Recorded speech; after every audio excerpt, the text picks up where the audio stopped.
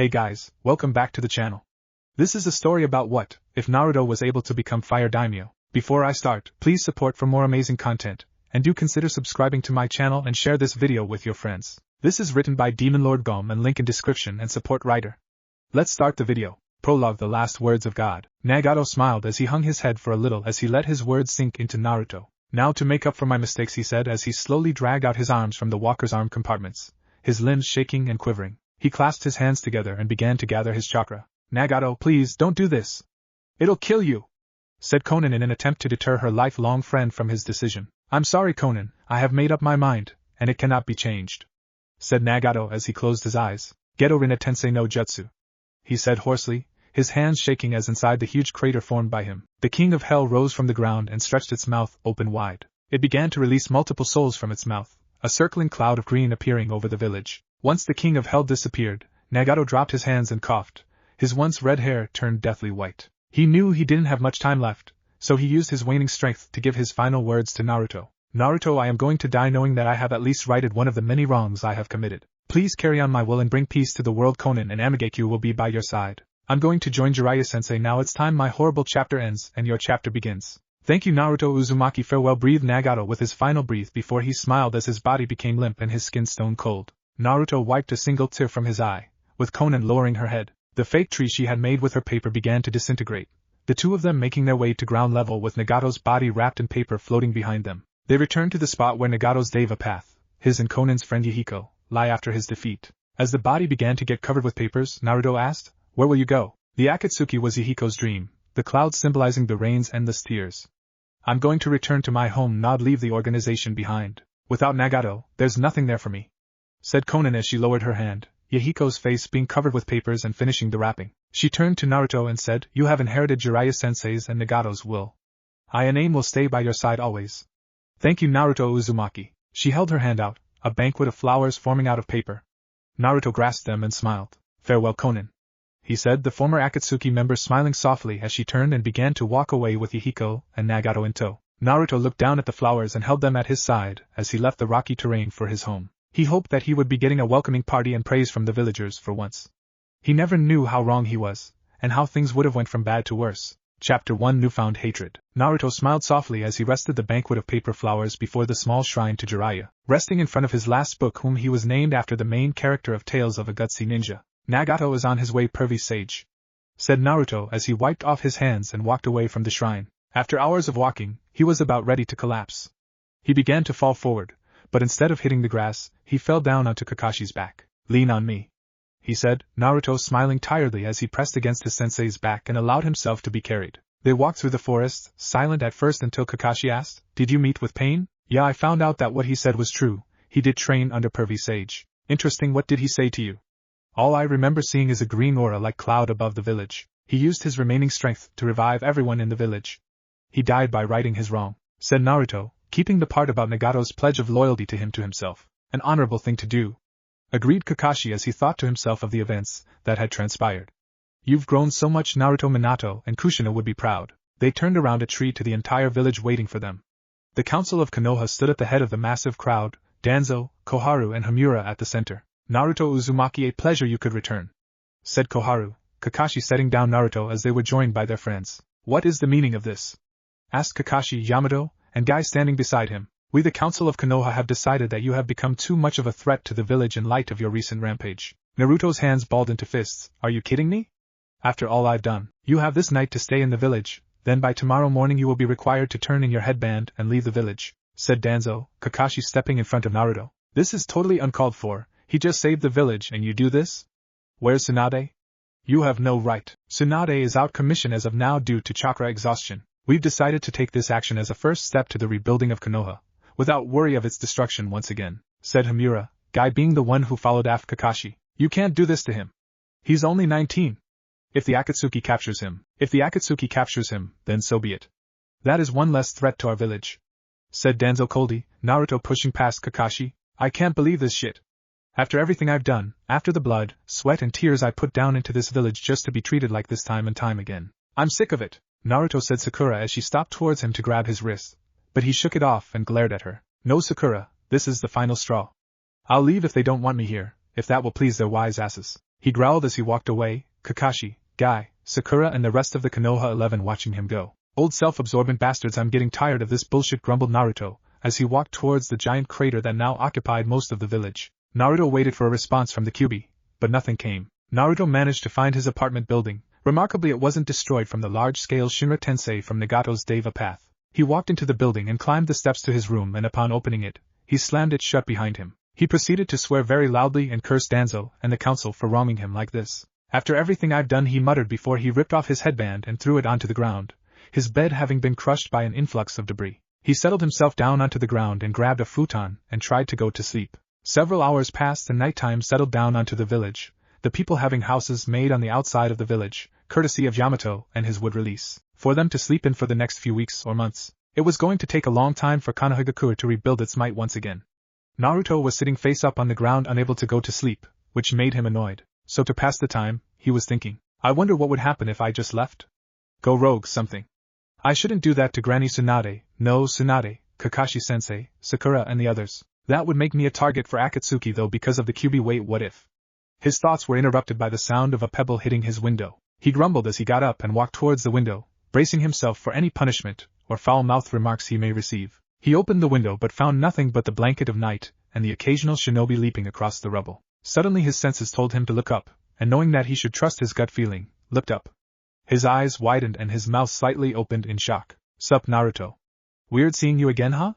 The person said with an obvious cocky smirk. The man was wearing an Akatsuki cloak and had a thick neck, no ears and no chin, his head bald except for 6 spike studs protruding from the skin. His skin was tan, and on his face was a half-circle ring piercing going from the bridge of his nose down the end, with 2 vertical studs protruding from both cheeks and a large cylindrical stud extending out from his chin. He couldn't mistake the purple rippled pattern of the person's eyes though and blinked. Nagato? What are you doing alive? Naruto asked while Shirado looked out into the village as it sat on the wooden pole and sighed. This isn't really a place for discussion, can I come in?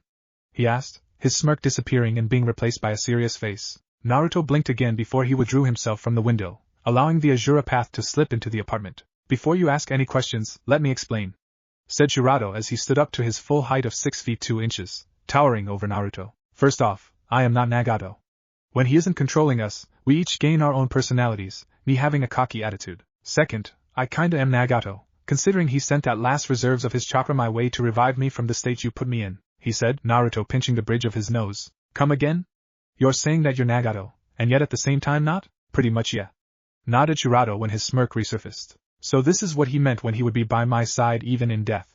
If he was going to do this, why didn't you go with Konan? Asked Naruto. Konan is a capable ninja and can protect AIM on her own. Besides, my main objective is to be your bodyguard, mentor and trainer, said Shirado as he crossed his arms. I think I understand now, said Naruto as he started to pace. Shirado followed him with his gaze and asked, is something wrong? Multiple things. 1. If you're going to be staying with me, you're going to have to change your appearance and get rid of the chakra receivers, said Naruto as he turned to Shirado, whose smirk grew larger. I can take care of that. Be back in a sec, he said as he approached the bathroom and closed the door, making sure to lock it. A few minutes passed and Naruto looked at the door as the knob jiggled. It opened and Naruto's jaw dropped as out watched a completely different person. Out came a woman about the same age as Naruto with flowing orange hair that reached down to her lower back, her slash-rain headband around her forehead. She had pierced ears, a black stud in each lobe, her rinnegan having a hinge over them to make it look like she had purple eyes, and a cocky smirk on her flawless face. Her Akatsuki cloak was also a bit smaller, fitting her more and allowing her form to be noticed a bit. She placed her hand on her hip and looked at Naruto. You like? Damn was all Naruto could say before an enormous blush spread across his face, prompting Shirado to snicker. Well, your appearance is down. All you need is clothes besides that cloak because 1, you would stick out like a sore thumb, and 2, if I remember correctly, when you were a guy you wore the cloak shirtless. This time it was Shirado's turn to blush, remembering that fact. She noticed his headband on the ground and picked it up. Why is this on the ground? She asked, Naruto sighing as he took it from her outstretched hand. Due to me being a danger to the village, I have to give this up tomorrow and leave the village forever. All thanks to that damn council, he growled. What? Even after what you did to Nagato and the others? That's harsh. Tell me about it, muttered Naruto as he dropped the headband to the ground again. So, what are you going to do? Honestly, I was thinking of not giving up my headband and going rogue. If the village doesn't want me, fine. I'm gone then. After all the hate I've gotten, even after all the shit I've had to go through to keep the peace, I'm starting to hate this hellhole. I'm actually glad that Nagato destroyed the village, said Naruto as he turned to gaze out the window into the night sky. Maybe we could go to Amigakure and meet up with Konan. Since you still don't know what to do, you can figure it out on the way while we train or something, suggested Naruto slowly nodding at the idea. That's a great idea. We'll leave at dawn. I've got some travel cloaks we can wear, said Naruto. There's one thing I need to ask. They'll probably recognize my name, so I need a new one. The one you give me I will keep for the remainder of my life, asked Naruto scratching his chin in thought. Akiyuri, said Naruto at the top of his head. Shirato tested the name out and smirked. Akiyuri, I like that name. Yeah, that will work, she said as Naruto tossed her one of his shirts and an extra futon. Wear this until we get you some proper clothes. I still feel uncomfortable sleeping with a cough girl, said Naruto while blushing, Shirato sniggering again before she turned to unbutton her cloak. Naruto quickly turned around as his blush turned deep red, Shirato smirking as she noticed this action. Such a nice gentleman, she thought, her thoughts now more feminine than masculine due to her recent transformation. You can look now, she said, Naruto turning to see Shirato in her black pants and the white t-shirt, some of her cleavage being seen since the shirt was a little big. Naruto laid down on the ground, Akiyuri laying down beside him, her back to his, and they slowly drifted off to sleep. Naruto gazed at his headband before darkness took him. Morning. Naruto awoke with a yawn, his internal clock ringing as he got up and rubbed his eyes. Akiyuri was already waiting for him with a thick black traveling cloak already on, the large hood pulled back. Naruto quickly got dressed and put on his cloak, picking up his headband last. He looked at it before a scowl appeared on his face as he took a kunai to slash a deep mark straight through the leaf symbol. Goodbye Konoha, and good riddance.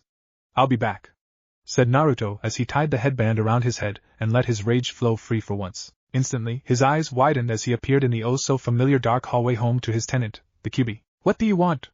Asked Naruto as he turned and shared his scowl with the demon fox. Listen, I know how you feel, but I'm feeling some newfound hatred within you. Yeah, so what? I hate Konoha now, said Naruto as if it didn't matter. I have many things I can teach you, powerful jutsu that only a Bijuu can teach their Jinchuriki.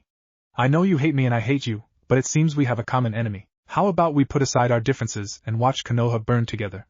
Offered Kyuubi, his red eyes glaring down onto Naruto. You know what, that doesn't sound like a bad idea. I like that a lot. What's the first step to it? Smiled Naruto as he looked up to Kyuubi, who smiled devilishly. The first step is this, allow me to introduce myself. The name's Kurama, and you and I were going to get along just fine. Naruto!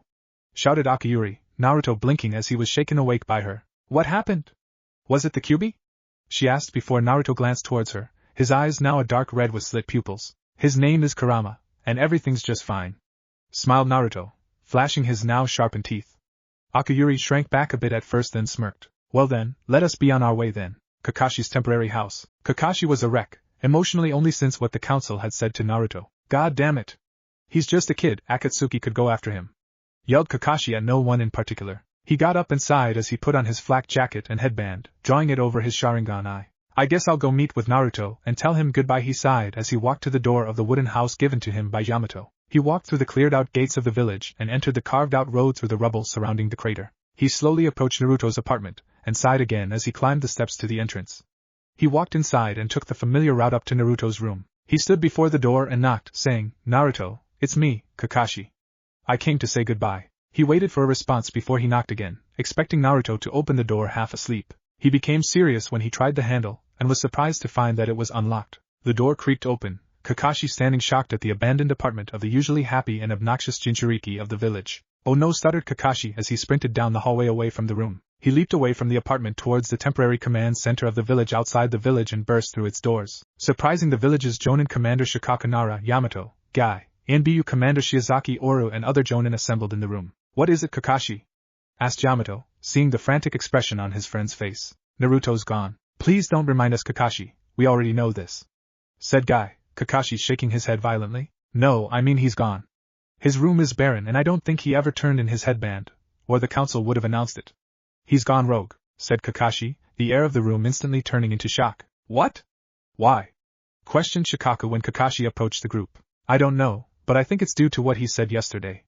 Guy, you remember? Yeah, he was really pissed, agreed Guy. Damn council, leave it to them to screw up even more shit in this village, muttered Shiozaki. Near the gate, Naruto and Akiyuri, unnoticed by any so far, had made it from Naruto's former apartment to just a couple of meters away from the gate. He had taken everything he owned, all the money he had and the tools he possessed. We're almost there. If anyone stops us, do not hesitate to cut them down, said Naruto to Akiyuri, the former Azura Path nodding. In just a single day he's changed a lot, he seems almost like you, Nagato, thought Akiyuri with a glance to Naruto, who kept his head down to hide as much of his features as possible. Since his chakra had merged with Kurama's, his features had permanently changed, with his eyes becoming those of his bijou, and his whisker marks becoming the thicker and more bestial form. They were so close to freedom, but here comes the inconvenient guards that just happened to see them. "Hey you two, why do you need to leave the village?"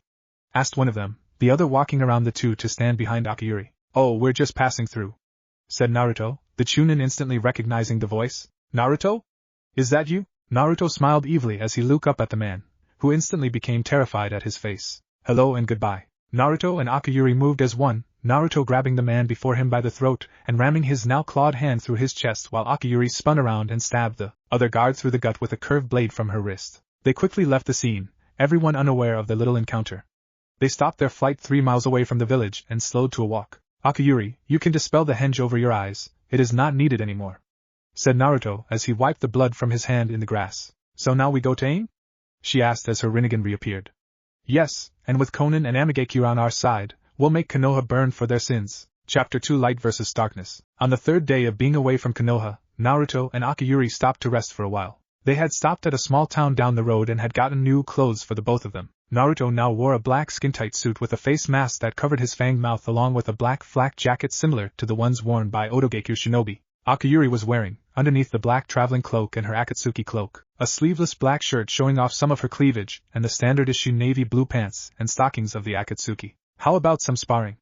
asked Akiyuri, Naruto nodding as he took off his cloak and flak jacket. He stretched his arms before settling in a low stance, with his right arm held back and tucked under his armpit, and his left arm extended out, fingers drawn back. Akiyuri smirked as she cracked her neck and knuckles before drawing off her 2 cloaks, revealing the now formed wrapped-up serrated blade tail around her waist. It unfurled as she smirked. "Begin, Mountain's Graveyard." The crack job idiot of the Akatsuki, Tobi, was sitting in a dark room within his base of operations, waiting for a significant person to show up. A green flytrap morphed out of the ground, Tobi stirring as Zetsu appeared from the green tendrils. "What's the news with Nagato?"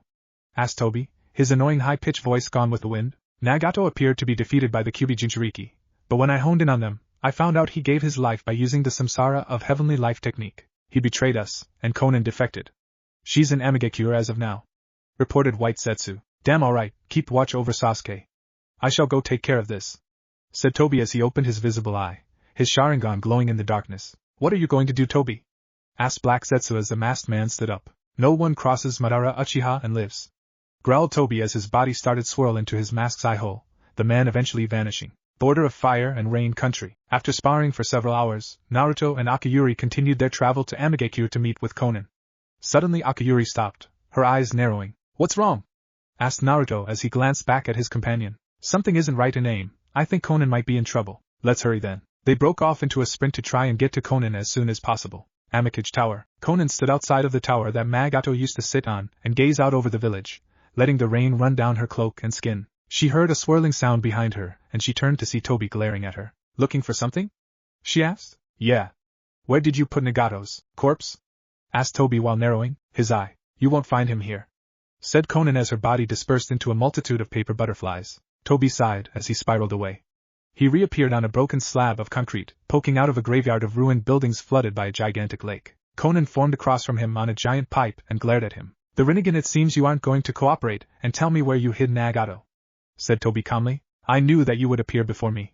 I've been waiting for you, so I could stop you," said Konan with the utmost seriousness, Tobi just brushing off the threat. "Just because you were a former comrade, does not mean I'll show you mercy.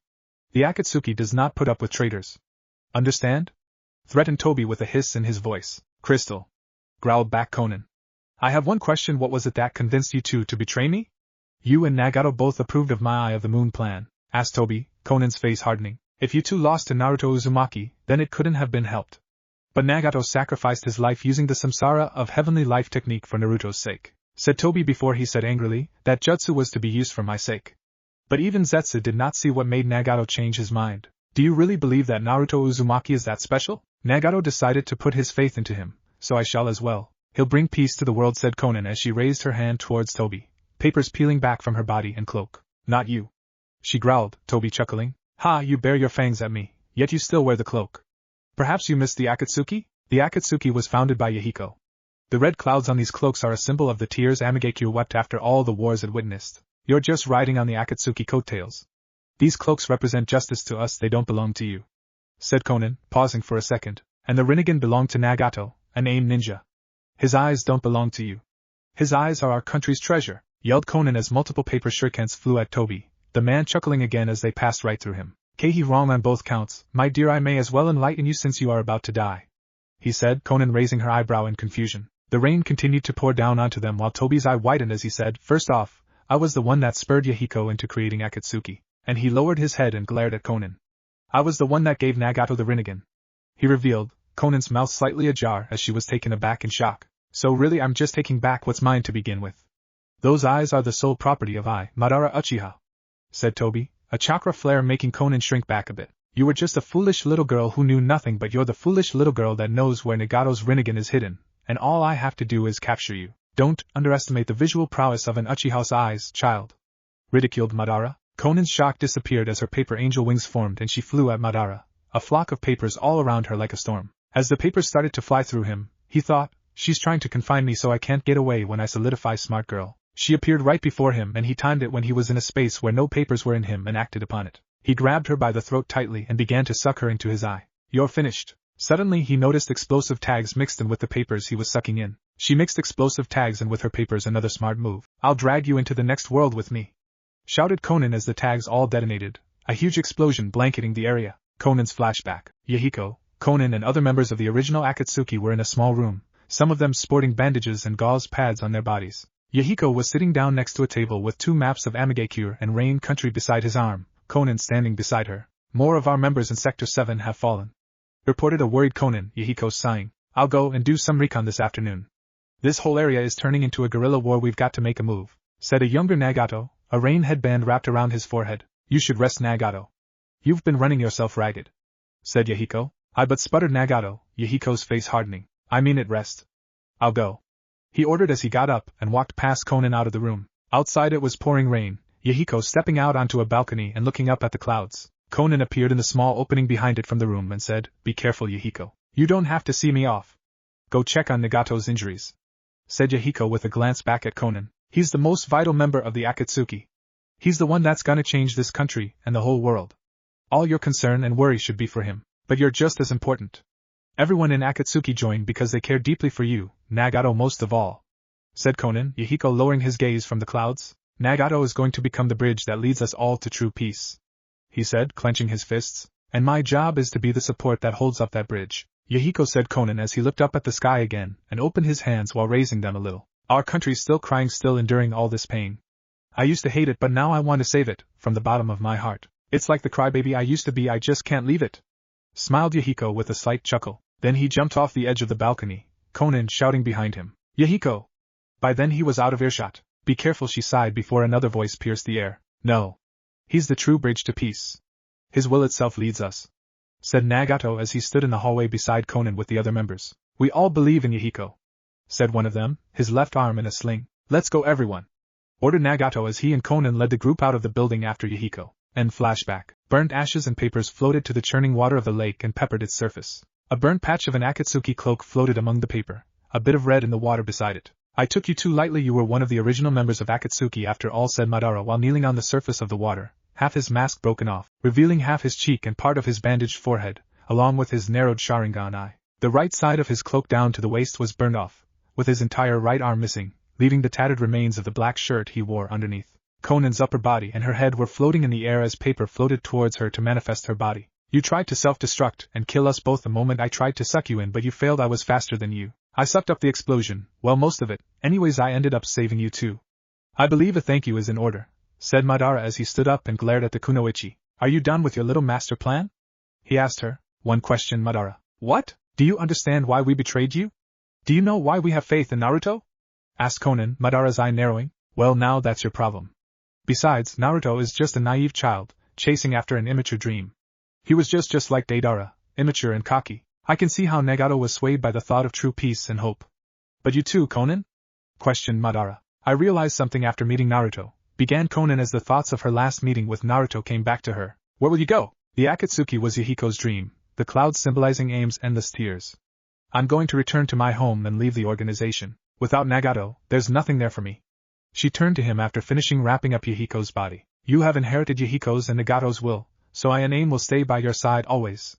Thank you, Naruto Uzumaki. Conan's left arm reformed and she pointed her outstretched fingers at Madara and yelled, Naruto is the flower of light, you are darkness, and only flowers can wilt in a world of darkness. Chapter 3 Fallen Angel, Rising Demon. Madara's eyes widened at the flare of chakra beneath him, so he looked down and saw the water recede and a multitude of paper appear and crack open, forming a massive 15-mile-long crevice in the lake, the bottom unfathomable. He started to fall down into the crevice, papers spilling over the side and floating all around him. Madara quickly put his remaining hand to his mask and started to spiral himself away, Conan quickly catching this and yelling, I won't let you get away. Explosive tags attached themselves to Madara's body, making him quickly stop the jutsu as the tags detonated, engulfing him in another explosion. Your teleportation failed. I've been paying attention to you all this time, said Conan, knowing that the ancient Uchiha could hear her. When you suck yourself in, you always materialize yourself. And it takes longer to suck yourself in than another person or object. Madara dropped out of the smoke cloud generated from the explosion, fine besides the injuries he received earlier. Madara glared angrily up at her, his thoughts racing. If I didn't stop teleporting and shift to the side to evade the explosion, things would have turned nasty. Furthermore, you are only able to stay intangible for 5 minutes. Continued Conan, Madara looking around frantically at the stack upon stack of papers around him. What is this? He thought before his eye widened at the explode kanji on each and every one. They're all paper bombs? He thought outrageously before he glared back up at Conan. I amassed 600 billion paper bombs in order to kill you and they'll continue to explode for 10 minutes. She announced as she swung her hand down. Madara acted quickly as he grasped the other half of his mask and snapped it off as the paper bombs ignited. His left Sharingan glowed as the crevice of paper bombs all simultaneously exploded, a huge shockwave blowing back the water and sending a huge gust of wind blasting past Conan. As the explosions raged on, Conan thought to the words the Uchiha had spoken to her earlier about the Akatsuki and Nagato's eyes. I was the one that spurred Yahiko into creating the Akatsuki. And I was the one who gave Nagato the Rinnegan. That can't be true, he never touched Nagato. And I don't even know when we met him, thought Conan as the explosions continued to rage. Both Yahiko and Nagato were acting on their own free will, she thought when her body shook as the memories of that day came back to haunt her again. All she saw was Yahiko stab himself on the kunai Nagato held at his side, making the man's eyes open wide in shock. They were not your pawns, thought Conan as Yahiko's body leaned up against Nagato's and he whispered, you and Conan must do everything you can do to survive. Whichever way they chose, they both fought and died for their beliefs. That is why their will is connected. I will not let you interfere, thought Conan as the explosions finally died down, the steam rising from the filling crevice blanketing the area. Conan groaned as she fell towards the water, her body reforming as she touched down on its surface and laid on her hands and knees, hunched back. She was breathing hard from the extent of her chakra and felt exhausted. My Kami no Shisa no Jutsu has come undone. I didn't expect my Kami Asha no Jutsu to take this much chakra, she said to herself as her beloved blue origami flower in her hair fell apart while she stood up. At least Madara is dead, right? Asked the ominous voice behind her, Conan's eyes widening in fear as she felt his evil chakra. In the shrine where she had laid Nagato and Yahiko's body, some of the paper flowers fell apart, the pieces of paper forming them drifting to the ground. Blood dripped into the water off the tip of the pole protruding from Conan's stomach, the end part gripped tightly in Madara's hand. How? You should be dead, stuttered Conan fearfully, as she glanced down at the bloody pipe emerging from her own body. I ran the simulations over and over, I was sure this sequence would work, she said as blood started to run down her chin from her mouth. Is Anaji a technique unique only to the Sharingan? In exchange for the sight in that eye, the caster can make death a reality. It's a kenjutsu of the Uchiha clan, explained Madara as his left eye began to close unwillingly. Only those who possess both the powers of the Uchiha and Senju can cast this technique. Finished Madara as his left eye closed, never to open again. Uchiha and Senju? Both powers? But that's the power of the Sage of Six Paths, answered Madara, Conan trying to deny this. You do not have this power. Madara thought for a moment before speaking. Keihi, since you are a dear and former comrade, I will tell you a little about my jutsu and myself. The Izanagi Jutsu is simply the practical application of what you already know as the Sage of Six Paths Banbutsu Soso. Originally, the Uchiha and Senju were one and the same. The Sage of Six Paths was their founder, and he passed on his blood and power to these two. He also created many things. The power of Yin Chakra, based upon mental energies that control imagination that can be used to create form out of nothing, and the power of Yang Chakra, based upon physical energies that govern life that could be used to instill life into those forms. The Biju are one such example. He used the powers of Yin Chakra and Yang Chakra to create the Biju from the chakra of the Jubi. Lectured Madara, leaving Conan in confusion and shock. The incarnation of imagination into life, that is Izanagi. Just who are you? Asked Conan, absolutely terrified by Madara. The world knows Madara Uchiha was the one who lost to Hashirama Senju. What is the truth? The victor is the one who can gaze into the future. The real challenge begins from now. The previous battle was merely to obtain his power, said Madara as he gathered his breath. I am Madara Uchiha, and I possess the power of Hashirama Senju. I am the second sage of 6 paths. I am unique. Unable to master Hashirama's power, some have tried to use an imperfect Izanagi, and failed, said Madara, referring to Danzo, who had implanted 11 Sharingan eyes and Hashirama's DNA into his right arm. Konan stepped forward and grunted as she stumbled off the pipe, clutching her gut with both her arms. Blood dripped from the hole in her back and gut, spilling down her cloak and into the water. In the afterlife, the two of you can commiserate about being fooled by Naruto's nonsense, said Madara as Konan painfully walked forward, barely keeping herself on the top of the water with the little chakra she had left. There is no such thing as true peace. There is no such thing as hope. Nagato only believed in Naruto because he wanted to find solace within his pathetic existence, hissed Madara, Konan's eyes widening as she stopped, her heart torn in two. She held her hand out as the rain began to settle, the clouds starting to part. She looked up in awe as sunlight began to beam down onto Amigakure. Madara looked in awe as well, the gradient light warming his face. The rain in Amigakure is never ending. What is this? He questioned before his attention whipped back to Konan. Nagato. Yahiko. I too believe in Naruto. It's his turn now. She yelled as she turned around, the adrenaline pumping in her wiping away the pain. He is the bridge to peace. And I shall be his pillar. She yelled as a small rainbow shone in the sky above the lake and village as papers began to float around her. She thought back to Nagato's corpse resting in the shrine, his Rinnegan gazing on from his empty face. Thank you, Nagato. Your death has made my dream even clearer to me. She thought as a pendragon of violently whirling papers formed above her raised hands. I am expendable, a mere flower. I shall take you with me, said Konan as Madara narrowed his eye. He sprinted towards her, Konan bringing her arms down and throwing the pendragon at him. He leaped and spun around, landing on the water's surface and continuing his sprint towards her. As she formed another pendragon, the first circled back with a plume of water following behind it, and sped for Madara's back. She threw the second and Madara's eyes widened as the two collided, an explosion of water covering him. Konan looked up to see Madara had leapt up away from the attack and was falling back down towards the water. She quickly formed multiple paper shuriken and launched them at him. He blocked the first, the hard-as-steel paper shuriken grinding against the metal pole until he deflected it away, following with multiple swipes to deflect the others. One cut right through the pole, slicing it in half. Madara spun it around in his hand and held it backhanded as he deflected the next volley of shuriken. He dropped down right in front of Konan, surprising her. He gave her no time to attack by throwing his now free hand at her, and slamming his hand into her throat, effectively capturing and binding her with his inhuman strength. You called me darkness, well then, I shall make you wilt, little flower, said Madara as he held Konan in the air as she choked and struggled to break free. I will make your little rainbow, this 7-colored bridge of peace, and your hope and plunge it all into darkness. Madara focused his gaze on Konan and narrowed his eye. When this genjutsu is over, your life will end. But not before I make you tell me where you hid Nagato's body, said Madara as his grip tightened. Konan coughing and whimpering before her hands became limp and fell to her sides. Her eyes began to close as Madara's eye started to slowly spin, the genjutsu taking effect. Goodbye, Konan, said Madara as Konan began to black out.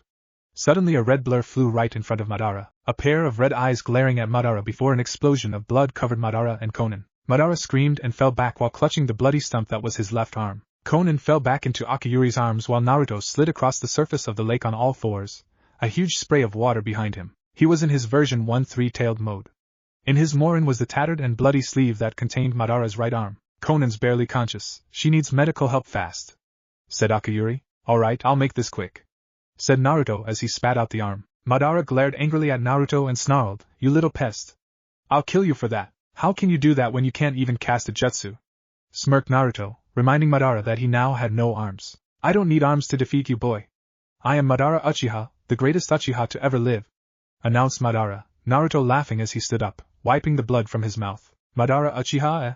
Hard to believe since I've seen the real deal, and you aren't him, said Naruto as his 3-tailed form disparate while he crossed his arms. What are you talking about? You aren't Madara Uchiha, you're an imposter, said Naruto with a smirk, Akiyuri's eyes widening. An imposter? She asked in disbelief. You make a bold statement, child. Amuse me with your facts, said Madara while narrowing his eye at him. First off, Madara Uchiha possessed the eternal Mangekyo Sharingan, something you don't have. Second, Madara could form the perfect Susanoo, something you can't do. And 3, you don't possess his malevolent chakra. Kurama can sense yours does not match the real Madara Uchiha's, said Naruto, Madara's eyes widening. And just who might this Kurama be? He asked with a scoff. The Kyuubi, the same bijou he controlled to fight Hashirama Senju. He never forgot his chakra, nor did he forget yours, Obito Uchiha, said Naruto, Madara growling at him. You shut your mouth. What? I was only telling the truth, smirked Naruto. At this point Madara, or now Obito, was fuming. Choose your next words carefully, lest I kill you on the spot. Threatened Obito, his Sharingan blazing with fury. Kaijatan Akuma Chakra Nami, said Naruto without forming any hand signs, a red wave of intense chakra exploding outward from his body and passing through Obito, Akiyuri and Konan. Was that supposed to scare me, boy? Asked Obito with a smirk. No, this is, smiled Naruto as he brought his right arm back and swept his claws straight through Obito's gut, leaving 5 deep gash marks in his flesh and drawing a lot of blood. Obito coughed as he collapsed to one knee, glaring at Naruto in disbelief. Impossible, my Kamui. Your Kamui is nullified, thanks to the jutsu I cast. What? Demonic release uses tailed beast chakra molded with yin-yang chakra. All other nature forms are nullified against yin-yang chakra, including those of the Sharingan, explained Naruto, with Obito growling furiously. Any last words? Asked Naruto as he stepped towards Obito. Damn you, Naruto! He snarled, Naruto smirking as he formed a crimson-red Rasengan. Please call me Akuma, he said before he rammed the Rasengan into Obito's gut, making the man grunt as the swirling ball of energy ripped apart the skin and eventually bones. An explosion of more blood followed after Naruto pressed his arm through Obito's gut and split the man in half. His legs and waist were flung backwards while his torso and head dropped down before Akiyuri. As the water became blood-red, Akiyuri looked up at Naruto with fear and awe. He turned to her and the bloodlust in his eyes instantly disappeared, replaced by care and worry. Are you two alright? He asked as he ran over to them. I'm fine, but Konan needs help fast, said Akiyuri, Naruto nodding as he kneeled beside Konan. He wiped the blood from her lips and spotted the wound instantly. He blinked several times and diagnosed, she has internal bleeding and her windpipe is almost crushed. Stand back, I'll handle this, said Naruto, Akiyuri complying by standing up and taking a few steps back. Naruto concentrated as he put his hands over the wound in Konan and said, Kaijatan Aku no Kasiaika. Red demonic chakra molded over Naruto's hands as he pressed them onto Konan's stomach, allowing it to flow into her body. Almost instantly, the hole began to heal, and her insides began to as well. Her appearance changed as well as a result of the chakra entering her body. She developed black streaks in her blue hair, and some paper still folds out from her arm turned into a dark grayish-black color. Konan coughed as she awoke, Naruto helping her up. You okay, Konan? He asked while Akiyuri stood beside him. Yes, and thank you for saving me, Naruto. And this must be? Asked Konan when Akiyuri smirked. Konan, I'm hurt that you don't remember me. Shirado? Yup, to blend in more easily. Had a little gender switch and got rid of most of the piercings in my body. Oh, and my name is Akiyuri now, smiled Akiyuri, Konan blinking before she understood what she meant. So, why DS you guys come here? She asked Naruto. We came here to take refuge here so we can plan Konoha's burning. What? I thought you loved Konohagakure? Questioned Konan before Naruto showed he his slash-leaf headband. Not anymore, said Naruto coldly, Konan nodding. Of course then. I have another idea now as well. Now that he's dead, Naruto motioned to Obito. Someone's gonna have to kill his lackey Kabuto and tell the Ninja Alliance that the 4th Shinobi World War is called off. Said Naruto, Akiyuri smirking. I'll take care of Kabuto, you can tell the Kage about this. And then what do we do next? Asked Konan as she looked from Akiyuri to Naruto. I become the Akatsuki's new leader. Chapter 4 Change of Plans. From Amagakure, Naruto departed to Lightning Country on his own, with Konan remaining in aim and Akiyuri going off towards the mountain's graveyard to deal with Kabuto. Naruto ran through the forests of Rice Country, still remembering Orochimaru, that damn snake pedophile.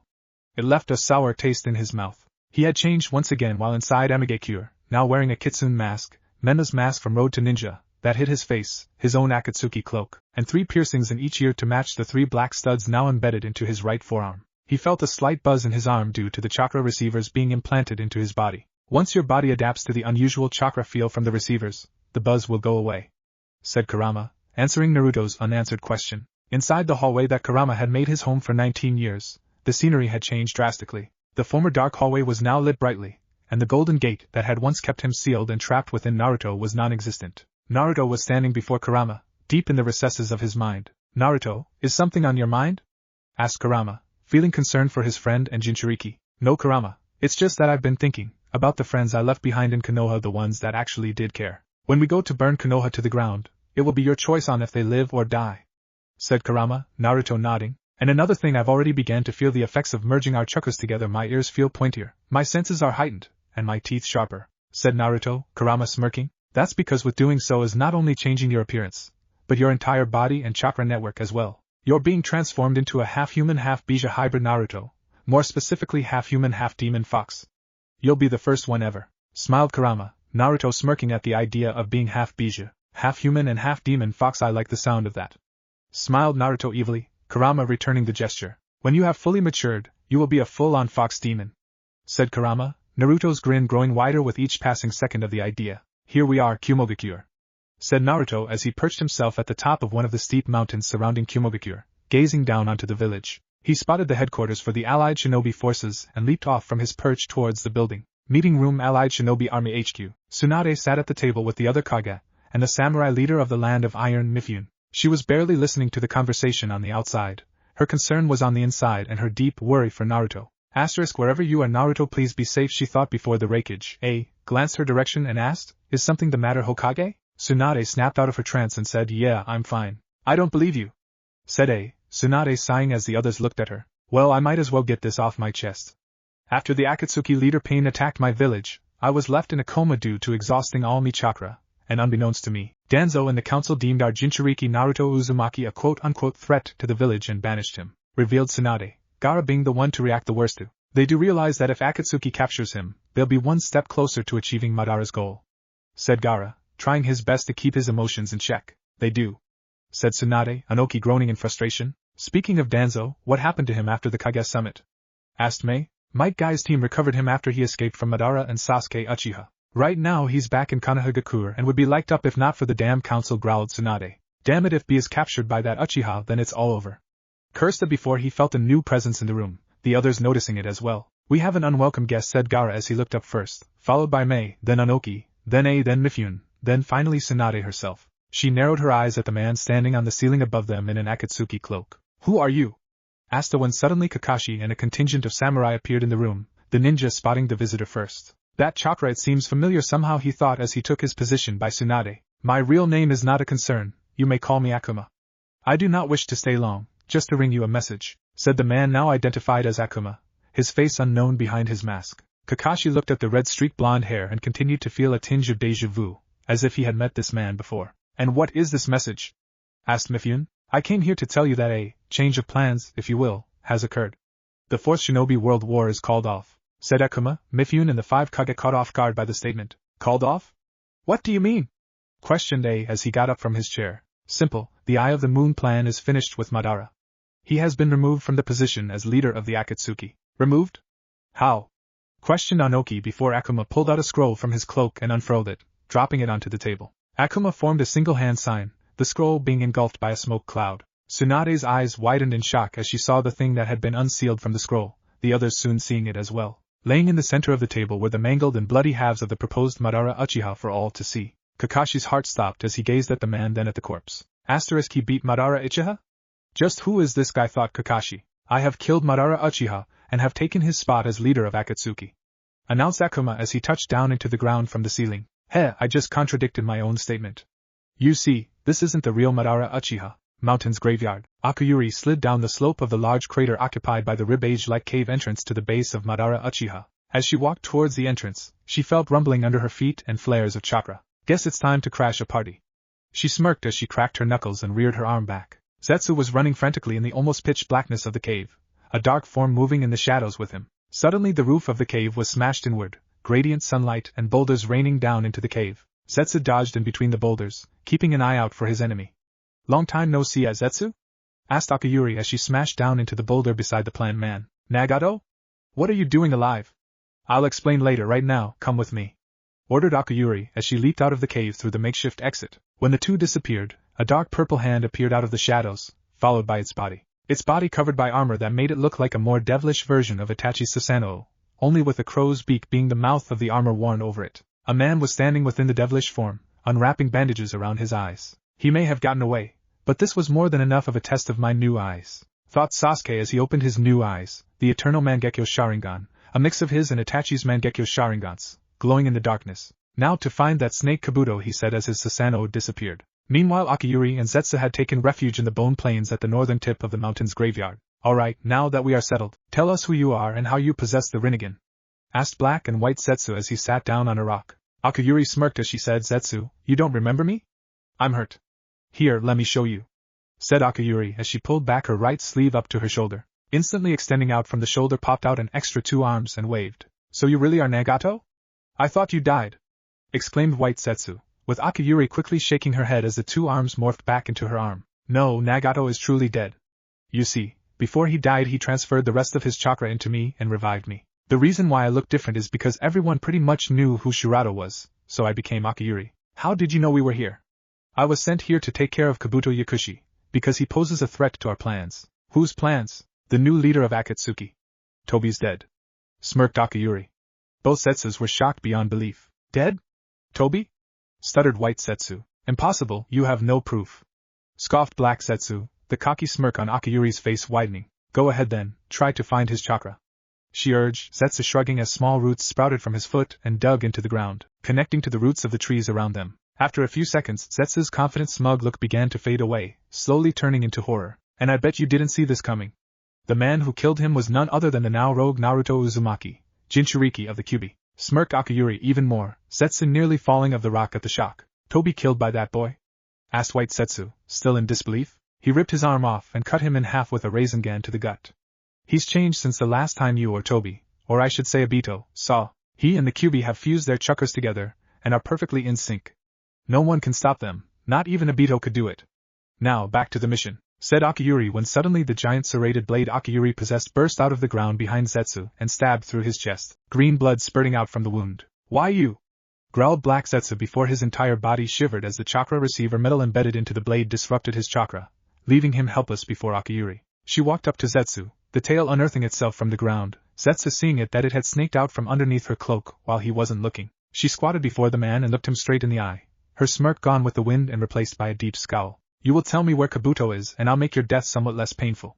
She snarled, multiple blades sprouting from her right wrist while she held them to his neck. Do not tell her, said Black Setsu, Akiyuri smirking as her blade started to slide up through Setsu's flesh. Blood dribbled from White Setsu's visible lip as Akiyuri's blade started to sever the two halves of the being Zetsu, eventually dragging it out from their head and separating the two Zetsus from each other. Do not give up the informat, shouted Black Setsu before his sentence was cut off by, literally, by the serrated sword tail slicing through his neck and making his head roll. White Setsu looked up fearfully at the still smirking Akiyuri as she turned her gaze back to him. Let's try this again, shall we? Asked Akiyuri kindly as she maneuvered the tail to keep its point pressed against his neck. I don't know where he went, squealed Zetsu, the response unsatisfying to Akiyuri. The sword started to draw blood from his neck as it pressed harder against the skin. I'll ask again, where is Kabuto?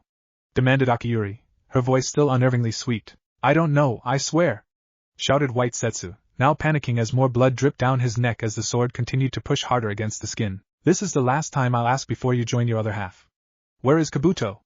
Asked Akiyuri again, White Setsu's lip quivering before he finally broke. Okay. I planted some spores on him, and know where he is. I'll tell you if you let me live, he said, Akiyuri smiling as she patted his cheek. Good boy, now that wasn't so hard, was it? Alright, you can tell me. He's in a cave 30 miles north of here, said White Setsu as he hung his head in shame. Good boy, said Akiyuri again before the sword, quick and clean, sliced off White Setsu's head to join Black Setsu's. The blade snaked back into the confines of her cloak as she stood up, her job done.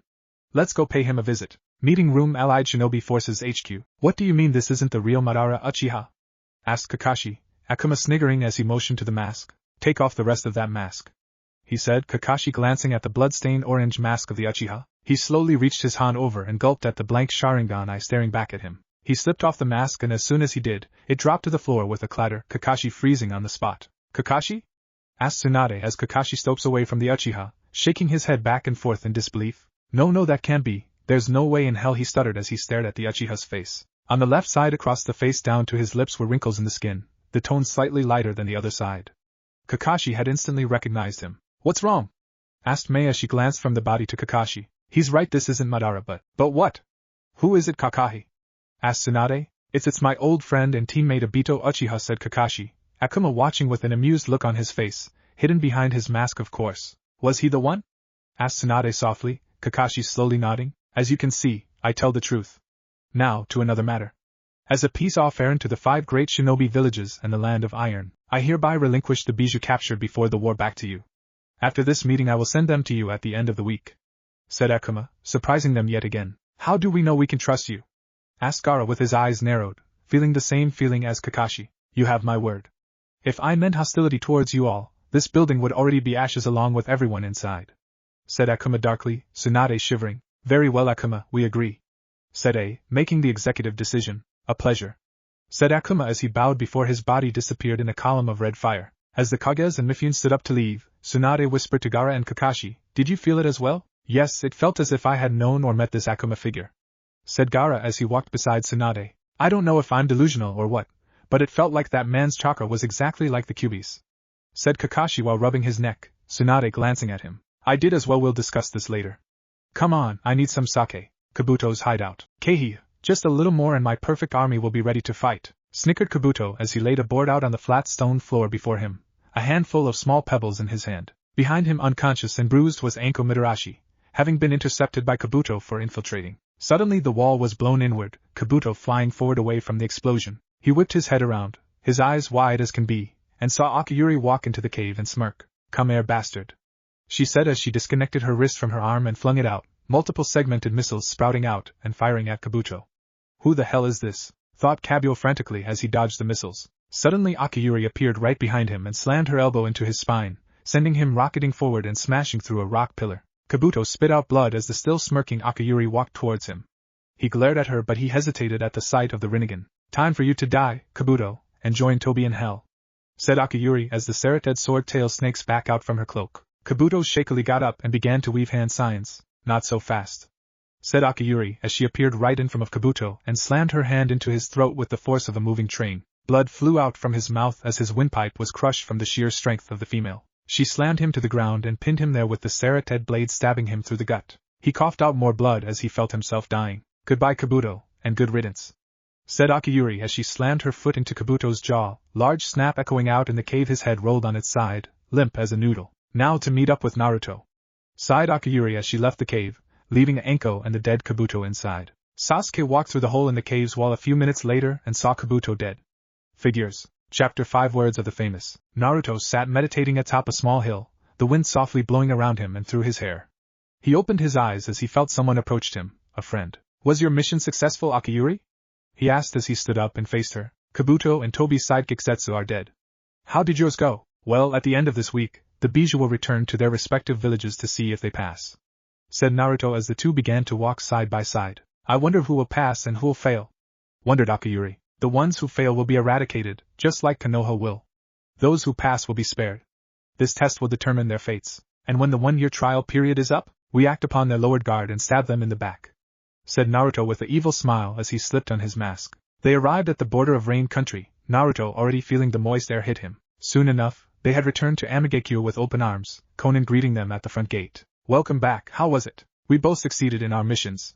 Now all we must do is wait," said Naruto as he entered the village briskly, Akiyuri and Konan following directly behind him. "What are we going to do while we wait?" asked Konan, Naruto glancing towards her.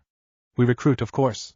The Akatsuki needs members." Cave, now formerly Kabuto's grave. Sasuke had waited for several hours after the departure of Akiyuri, watching over Kabuto's body until his expected guests arrived. "Sasuke, this is where you've been." "Sheesh," snorted Suigetsu as he and Yugo entered the cave and approached their leader. "I need to revive Orochimaru from this woman's curse seal, since his chakra still resides within it," said Sasuke calmly, Suigetsu flipping out. "Revive Orochimaru? You're insane. There's something I need to do." "This makes no sense. More importantly, you can't revive Orochimaru," said Suigetsu as Sasuke lifted Anko's body and held her up. "Suigetsu, do us all a favor and be quiet. Better yet, take a piece of Kabuto's flesh and bring it here," asked Sasuke, Suigetsu sighing. "I ain't touching him." "Then I'll do it," spoke up Yugo before walking up to Kabuto's body and squatting down. His right arm became dark brown and formed scales and claws as he touched Kabuto's skin. "So that's how you're gonna play it, huh? You sure about this, Yugo? He's gonna fucking revive Orochimaru," pleaded Suigetsu, Yugo not hearing him. "Sasuke's will is Kimimara's will, so I shall follow him," said Yugo as he started pull off a chunk of Kabuto's flesh. "And speaking of you, what the hell is that?" said Suigetsu, Yugo looking at him with his blank gaze. "The people of my village called it Sage Transformation." "That's what my original transformation was called, my copy called it Curse Seal Transformation," said Yugo as he carried the chunk of flesh over to Anko and placed it on her neck where the curse seal was. It started to bulge out, Yugo stepping back beside Sasuke. "Great, I guess we get to go fight in a war then," grumbled Suigetsu as he hid behind a stone pillar as the bulge on Anko's neck grew and became a snake's nose. It grew bigger until it opened its mouth wide to allow a certain figure to slide out. From the snake's maw appeared Orochimaru yet again, his body coated with saliva. He glanced at Sasuke and smiled. "To think that you'd be the person to revive me." He landed on all fours on the ground as the snake disconnected from Anko's neck and crumbled into ash. He stood up and looked at everyone else before resettling his eyes on Sasuke. "Hi there, long time no see," he said Suigetsu in a shaky voice as he cowered behind the rock pillar. "There's something I need you to do, Orochimaru," said Sasuke while Orochimaru turned to look at Kabuto's lifeless body before glancing back at him. I don't need you to explain such a menial fact to me. I've been watching you the entire time from within Anko. My senjutsu chakra was poured into this cursed seal, but as I was split from it, my consciousness also inhabited it, explained the snake Sannin, Sasuke looking at him with a blank expression. Then you know about the war? Of course I do. I'll say one thing about that though, Suigetsu, said Orochimaru, Suigetsu steeling himself for an answer. I have no interest in this war. What? It was a war started by someone else, and I have no interest in fighting in it. I'm even tired of trying to steal your body, Sasuke, said Orochimaru with a tired expression. Sasuke kept his gaze with Orochimaru as he pulled out a purple scroll and held it out. What do you want to meet them for? Asked Orochimaru seriously. I don't know much. I want to hear everything from them. Everything? You don't need to know that. You're still a child. No, I'm not.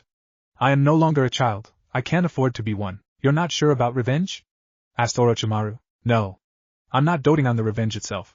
Learning about Itachi's mission only added hatred towards Konoha, but the feelings of my brother Itachi, who became a betrayer and died, all to protect the village as a Konoha shinobi, said Sasuke as he lowered his arm to his side. What was Itachi?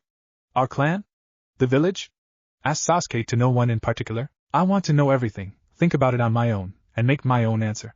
So I can stare at what must be done with my eyes and own will, said Sasuke, Yugo and Suigetsu going back and forth between Orochimaru and Sasuke. He was manipulated by Itachi. He's far different from when Tobi and I were using him, thought Orochimaru as he started to walk over to Kabuto's body. Suigetsu quickly bailed out from embedded in the pillar beside the body. Orochimaru placed his hand on Kabuto's chest and kneeling beside him, still thinking, for some reason it feels strange. He's gonna suck up Kabuto's power then come after us, said Suigetsu frantically as he stood behind Sasuke. The way you are now, it's not bad, said Orochimaru as Kabuto's body started to return to normal. Look! He stole his power, shouted Suigetsu, Yugo sighing in annoyance. Suigetsu Kabuto was already dead to begin with, he said while pinching the bridge of his nose. Fine, I'll assist you. Follow me, said Orochimaru before he turned to start walking towards the cave's exit. Where? To a place you know well. Come on, smirked Orochimaru, Suigetsu almost fainting because of this. Fuck me life. Pain's Tower Amigakure. Konan had led Akiyuri and Naruto up to Pain's Tower, the former dwelling of Nagato Uzumaki. Thank you, Konan, said Naruto, Konan nodding as she left them before a blank wall. Akiyuri, if you will. She walked up to the wall and held her hand up to its face. She channeled her chakra into the wall, and it started to stretch, a hole forming. Soon a doorway had replaced the wall's face. Naruto clapped his hand onto her shoulder and slipped off his mask, the porcelain mask changing into Naruto's demonic chakra and phasing into his skin. Thank you, said Naruto as he pulled down his face mask and smiled at her. While he walked into the dark room, Akiyuri was blushing deeply before she quickly followed him inside. Naruto's red eyes glowed in the darkness while he looked around. Kaijatan Kase Furia, he said, a ball of red fire sparking to life in the palm of his hand before floating into the air. The fire provided a flickering red glow in the room, allowing the two of them to see. Situated in the room were the 6 pods that Nagato kept, the 6 paths of pain when not in use. This was my pod, said Akiyuri while reminiscing her memories. She placed her hand on the pod that had the kanji for Azura on it and smiled. Nagato would have had to have a place where he could lie alone, a place of study. Do you have any idea where it could be? Asked Naruto with a glance at Akiyuri. No, I don't. Naruto shrugged before he started to feel the surface of the wall, looking for an hidden button or switch. His hand brushed over a hole in the wall and put his index finger inside, collecting residue on his finger. This residue has the same buzzing feeling as the chakra rods in my arm, said Naruto, Akiyuri walking over. You don't think? She asked while Naruto formed a chakra receiver in his hand and slid it into the hole. They both heard a small click, Naruto glancing back to Akiyuri with a smirk in his face before looking back at the hole. He turned the rod and a series of clicks and clanks sounded out from behind the wall. Slowly the wall opened up like a door to reveal a large room, bookcases stacked with books reaching all the way to the ceiling, an oak desk and chair in the center sitting on an expensive rug, a fireplace to the right of it, a bed to the left, and a large glass window behind it with a door leading out to a balcony. Amazing, said Akiyuri in awe of the extensive collection of books as they walked into the study. Naruto spotted something on the desk and walked over to pick it up, finding it to be a small note attached to a ring with the kanji 0 on it. Naruto, if you are reading this, then you have found my secret study. Use whatever is inside to aid you in finding true peace. This ring belongs to you now. Good luck, Nagato, read aloud Naruto before he set down the note and looked at the ring. Faintly remembering it was worn on the Deva Path's right thumb, he slipped it onto that specific finger and instantly felt a rush of chakra flow through him. Akiyuri stopped him from collapsing to the ground as his legs gave out when he slipped on the ring. Wow, that was a rush, said Naruto as he regained his balance. Akiyuri stepping back and gasped. I sense Nagato's chakra running through you. He must have stored some of it in the ring before he died. Nagato, you sneaky bastard, smirked Naruto as he walked up to the window and gazed out over the village. His face tensed as he became serious. Tell Konan that she can start looking for recruits. I'm going to be going somewhere. Where? She asked as Naruto turned to walk out of the room. I'm going to meet 2 old friends, he said as he formed his mask again and slipped it on as he disappeared in a column of fire. Be careful, said Akayuri to no one as she hung her head a little. Konohagakure, Sasuke, Orochimaru, Yugo and Suigetsu looked down onto Konoha from atop the Hokage monument, the extensive village still under reconstruction after the damage caused by the invasion of Pain. Sasuke sighed and smiled a little as he looked down onto his old home. This place has changed quite a bit, he said as he activated his eternal Mangekyo Sharingan, damn what a long name, and scanned the village for his quarry. On their way to the village, they had discovered that the Fourth Shinobi World War was called off by the new Akatsuki leader, someone named Akuma, and that he had killed Tobi. In fact, being a missing nin from Konoha named Obito Uchiha, they had gone to a small shrine covered in Shinigami masks, Orochimaru grabbing a specific one to take with them. What's Sasuke's deal? Whispered Suigetsu, Orochimaru chuckling a little. It's just like the time when I planned the crushing of the leaf. Still not following. He has chosen a divergent path from the village, yet it'll always hold some sentimental value. He's soaking it all in and coming to terms with the consequences of his future actions and reaffirming his resolve. Whistles, and you've gone through the same thing? Asked Suigetsu with a glance towards the snake Sannin. Yes, I have, said Orochimaru before Sasuke glanced back at them. Found it, come on, he said as he leaped from the monument down towards the village. They arrived at the decimated remains of the abandoned Uchiha complex, and after a quick recon to make sure no one was in the vicinity, Sasuke stood before a large marble slab engraved with the Sharingan on its surface. Sasuke's eyes glowed and the slab slowly floated upwards, revealing a stairwell leading into the earth. Huh, you actually need a jutsu to move that giant rock? Smirked Suigetsu, Sasuke eyeing him. There's nothing left of the Uchiha's Nakano shrine, well, not on the surface anyway. What lies of value is underneath the shrine. Let's go, said Sasuke, being the first to descend the staircase. Soon they stood in a torchlit circular room, standing before the Uchiha stone tablet. I suppose I should begin. Stand back, said Orochimaru as he took out the Shinigami mask and placed it on his face. Instantly he was overtaken by white fire, and he screamed out a blood-curdling cry as the Shinigami death god appeared behind him. Sasuke remembered what they had discussed on their way to the village. According to the info on the scroll, we need to retrieve the Shinigami's mask first. I was told it could be found in the Uzumaki clan's mask shrine on the outskirts of Konoha. You must then allow the Shinigami to possess you in order to release it, said Orochimaru in the memory. The Shinigami took out the knife in its mouth and lowered it towards its emaciated stomach. To undo the jutsu, you need to slice open its stomach. I'll need to become a sacrifice, however. And from that, I'll finally be able to use my arms. The Shinigami sliced open its stomach, releasing 4 souls from its body back into the world. Orochimaru screamed again as a huge cut appeared in his stomach, blood spitting out of wound like a river. They're back, yelled Orochimaru painfully. Then I can perform the Edo Tensei and bring those 4 back. You do realize though that we'll need to donate something for this jutsu. Aha! You're thinking of sacrificing us, aren't you? Yelled Suigetsu in the memory obnoxiously, Orochimaru smirking. Appealing as that idea may be, we have better options available to us. Although, it may not be obvious to you now. Yugo, Suigetsu, Sasuke. Prepare yourselves, yelled Orochimaru as he took of the mask, spitting out blood from his mouth. On it, said Yugo as his arm turned back into the dark brown scaled and clawed arm. He touched Sasuke's body, 6 white blobs starting to appear from him. When Yugo applies his curse seal chakra into Sasuke's body, it will draw out the white Zetsu clones, Tobi's spies, out from his body. Damn it, how? Asked the Zetsu clone as he looked up at the kneeling Orochimaru as he clutched his gut. I know all about Hashirama's cells from my experiments, and that includes being able to sense their presence. So there were 6 of you. Tobi does indeed do his due intelligence, said Orochimaru. When I recovered my chakra from Kabuto's body, I also gained all the intel he had acquired. He was well aware of the Zetsu clones hiding within Sasuke, said Orochimaru the last time in the memory, Sasuke returning to real life as he saw Yugo and Suigetsu restrain 2 of the clones, while the other 4 were binded by snakes and were used as sacrifices for Orochimaru's Edo Tensei. The 4 released souls hovered over the Zetsu clones as Orochimaru started to perform the necessary seals. Suigetsu, Yugo, I leave the other 2 to you, he said with a smirk. Suigetsu snickering as he began to pull apart his clone's jaw while Yugo absorbed the other's life force through his power. Orochimaru slammed his palm to the ground and said, Tuchios Edo Tensei. The souls flew downward into the 4 trapped Zetsu clones as they screamed, while their bodies became covered with ash. They began to form into 4 famous people, Orochimaru's true form flying out from his body through the mouth and shouting, Here they come! He flew right into Suigetsu's clone's mouth, bloody flying out as he took over its body. The ones who know it all, said Orochimaru as the 4 figures stood up. The previous Hokage, said Orochimaru with a smirk, before them standing the first Hokage Hashirama Senju, the second Hokage, his brother, Tobirama Senju, then the third Hokage Hiruzen Sarutobi, then Naruto's father himself, Minato Namikaze, the 4th Hokage. So that's Hashirama, the god of all shinobi, stuttered Suigetsu while Hashirama raised his eyebrow in confusion. That Orochimaru brat again, sighed Tobirama while his brother glanced at him. What's going on? He removed the shikifujin that bound us, then used Edo Tensei, said Hiruzen while placing his hands on his hips. You really managed to remove the seal? How'd you pull it off, Orochimaru? Asked Minato. Don't underestimate me, Minato. It may have originally been a technique of the Uzumaki clan, but once my ability to perform jutsu became limited, I spent my downtime investigating old ruins and examining the private documents of long-lost clans, said Orochimaru as his body fully formed, a smirk appearing on his face. First, it appears as though we've all been revived, began Minato before he looked at Hashirama and Tobirama, seeing them eyeing him weirdly. Hashirama placed his hand on his knee and looked over to him and asked, Who's this guy? I'm the 4th Hokage, said Minato as he turned and pointed with his thumbs to the kanji on his haori that stood for 4th Hokage. Holy shit! A 4th? Exclaimed Hashirama with a smile, the others in the room remaining silent. Splendid!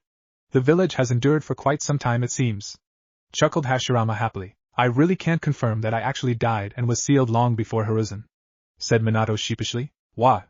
Seriously? I thought you and the 3rd were sealed together? Nope, the chain of events unfolded a bit differently, smiled Minato chessily. So tell me, who's the 5th? Asked Hashirama, Orochimaru being the one who answered. Your granddaughter, Tsunade. In an instant, Hashirama went into emo mode with his head hung over. Tsunade and the village is still standing, he muttered. You have so little faith in her, said Minato before Hashirama broke out laughing. It's just since she was my first granddaughter I spoiled her rotten. She picked up some really bad habits from me, including my propensity for gambling. Jaya ha ha ha. While Tobirama pinched the bridge of his nose, Suigetsu was sighing as well. The god of shinobi isn't exactly living up to his name, so underwhelming. So the Edo Tensei again?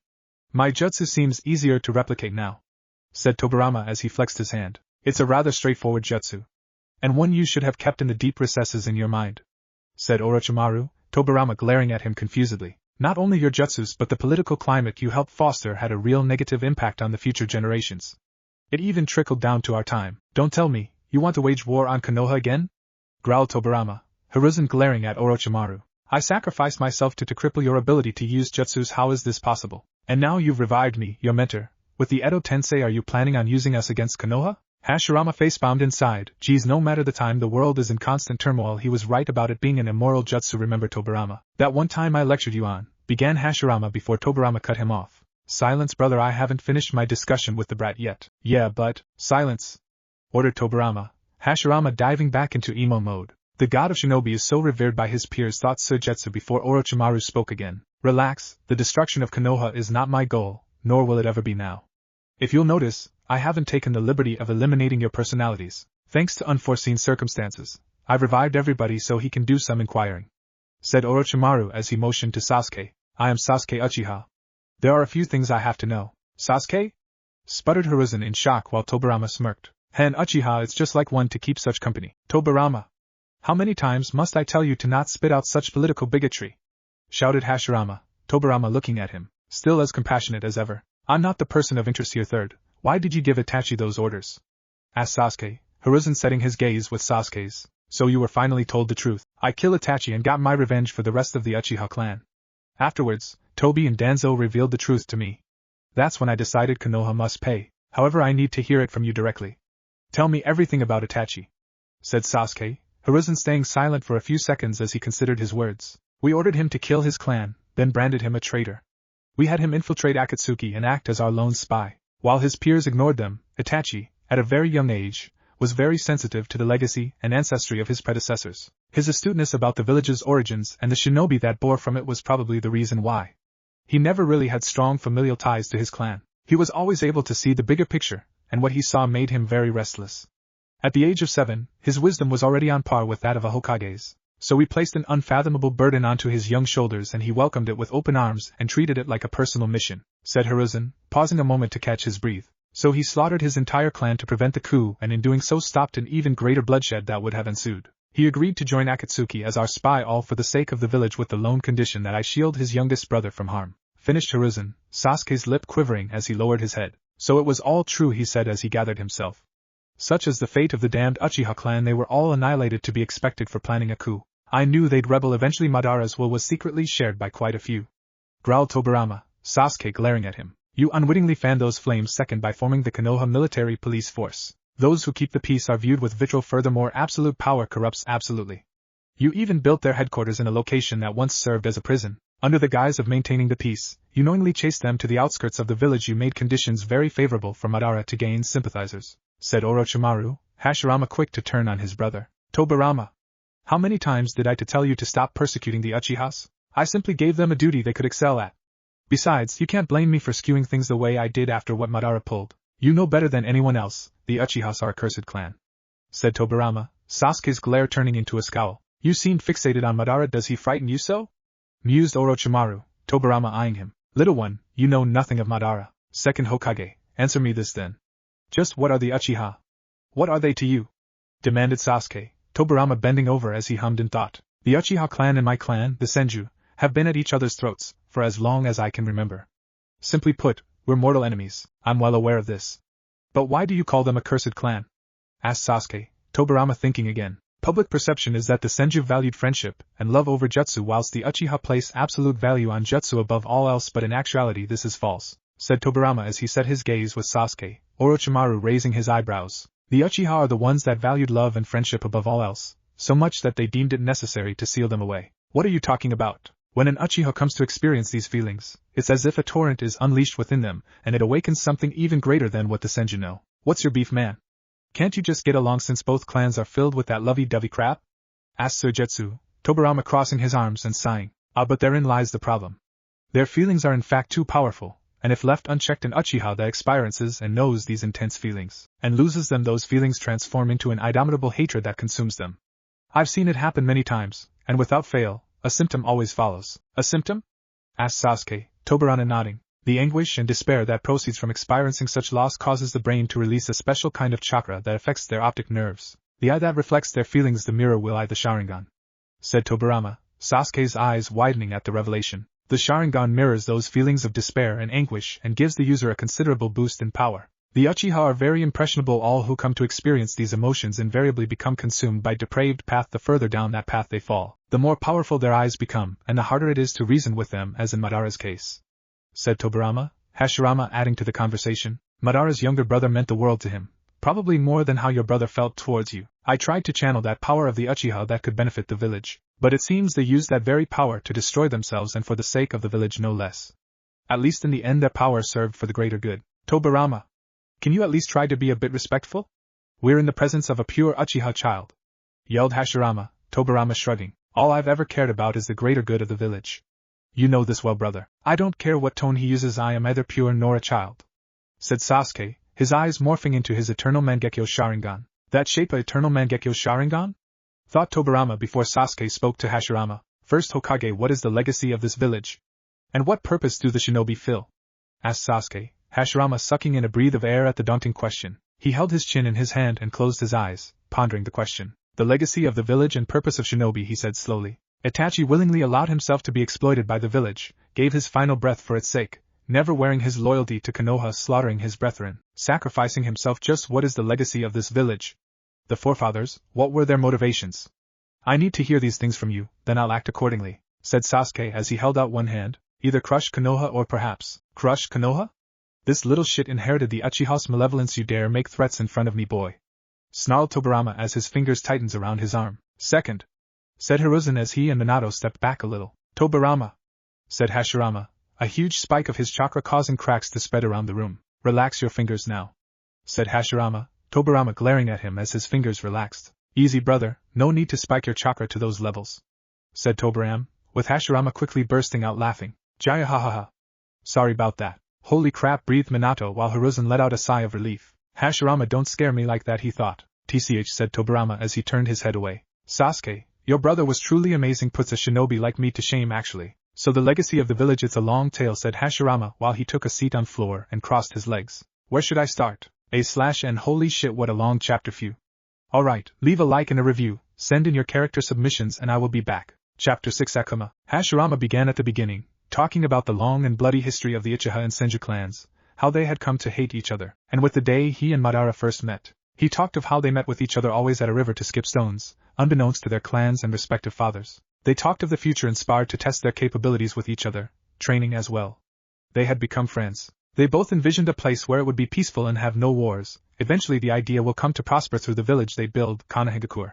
One day, they were both forced to have to kill each other by their fathers, the two of them not willing to do that, so they have signals to each other on the stones they used to toss at the river they meet at. Their fathers and younger brothers showed up at either side of the river and almost shed blood that day through the deaths of the other's youngest son, using that as a way to make the other become flustered by his emotions. The young Madara and Hashirama though stopped this, but from that moment on, their friendship was now dead. Over the years they continued to fight, and in the blink of an eye, they had become the heads of their respective clans. Madara had believed the talks they had about a peaceful village was now only wishful thinking, but Hashirama didn't. They ended up fighting once again, with Madara having obtained the eternal Mangekyo Sharingan after Tobirama had killed his brother, allowing Madara to take his eyes. Madara ended up being the first to fall, but if Hashirama wanted his trust back towards his clan, he'd either have to kill his brother or himself. When Hashirama tried to attempt the only option he had, not killing his brother but himself, Madara stopped him. From that day, the Senju and Uchiha were at peace, like it was a dream.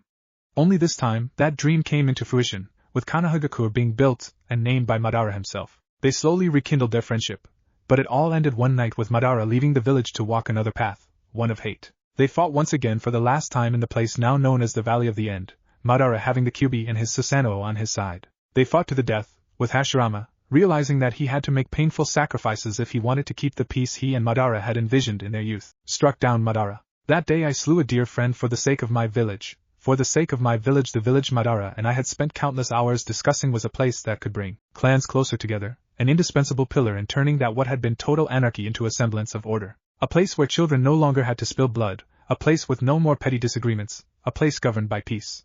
Said Hahirama after finishing his story. He took a breath and continued.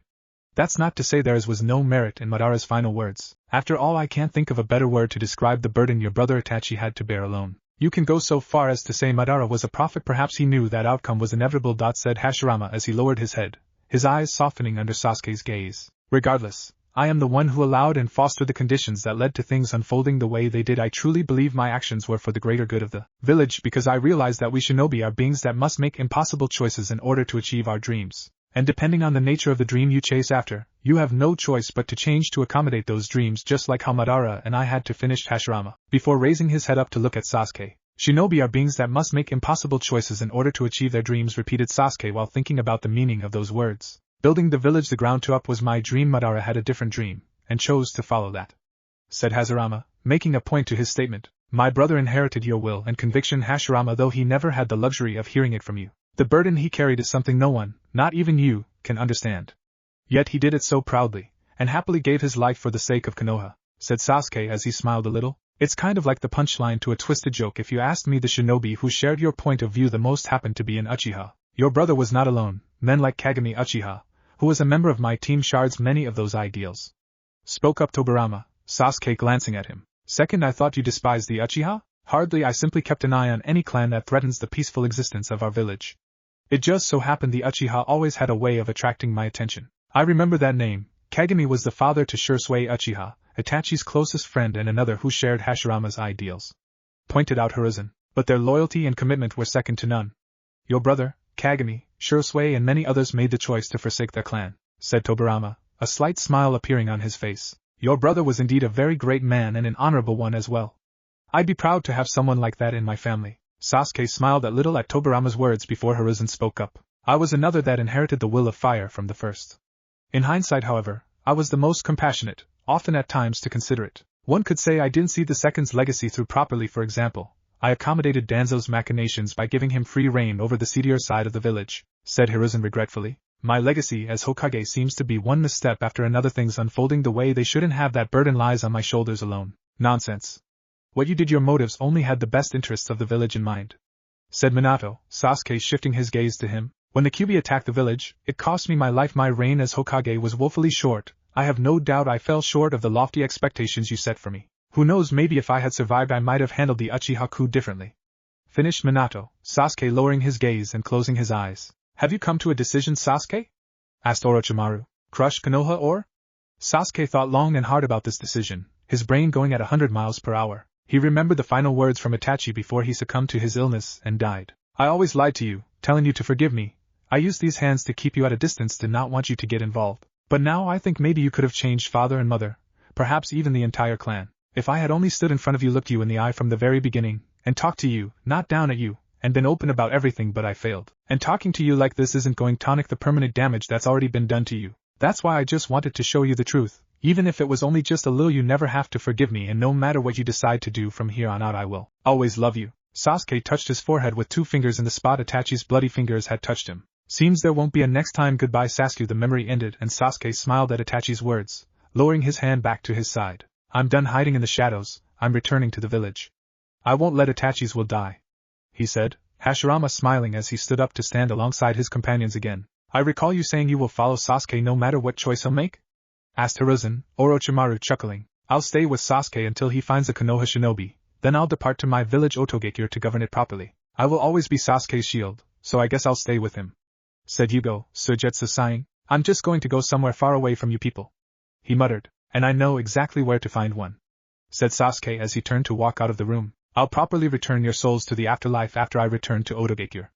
Just sit tight, said Orochimaru as he formed a seal, 4 coffins appearing from nothing and stood behind the 4 Hokage. They gladly stepped inside and the coffins closed shut, disappearing once again. Valley of the End. Kakashi sat alone before the gigantic statue of Hashirama at the Valley of the End, the sacred battleground of the last fight between Hashirama and Madara. God, first it was Sasuke and now you, Naruto. Why? Asked Kakashi sadly as he hung his head. Hey Kakashi-sensei. Kakashi jumped up at the sound of the voice, his eye widening in shock as he saw Sasuke and Orochimaru, followed by only Yugo now, approach him. What do you want? Asked Kakashi as he took up a stance. Relax, Kakashi, we do not wish to fight. Sasuke has made decision to return to Konoha after speaking with some very important people, said Orochimaru, Kakashi lightening his stance a little. Who? The first through 4th Hokages.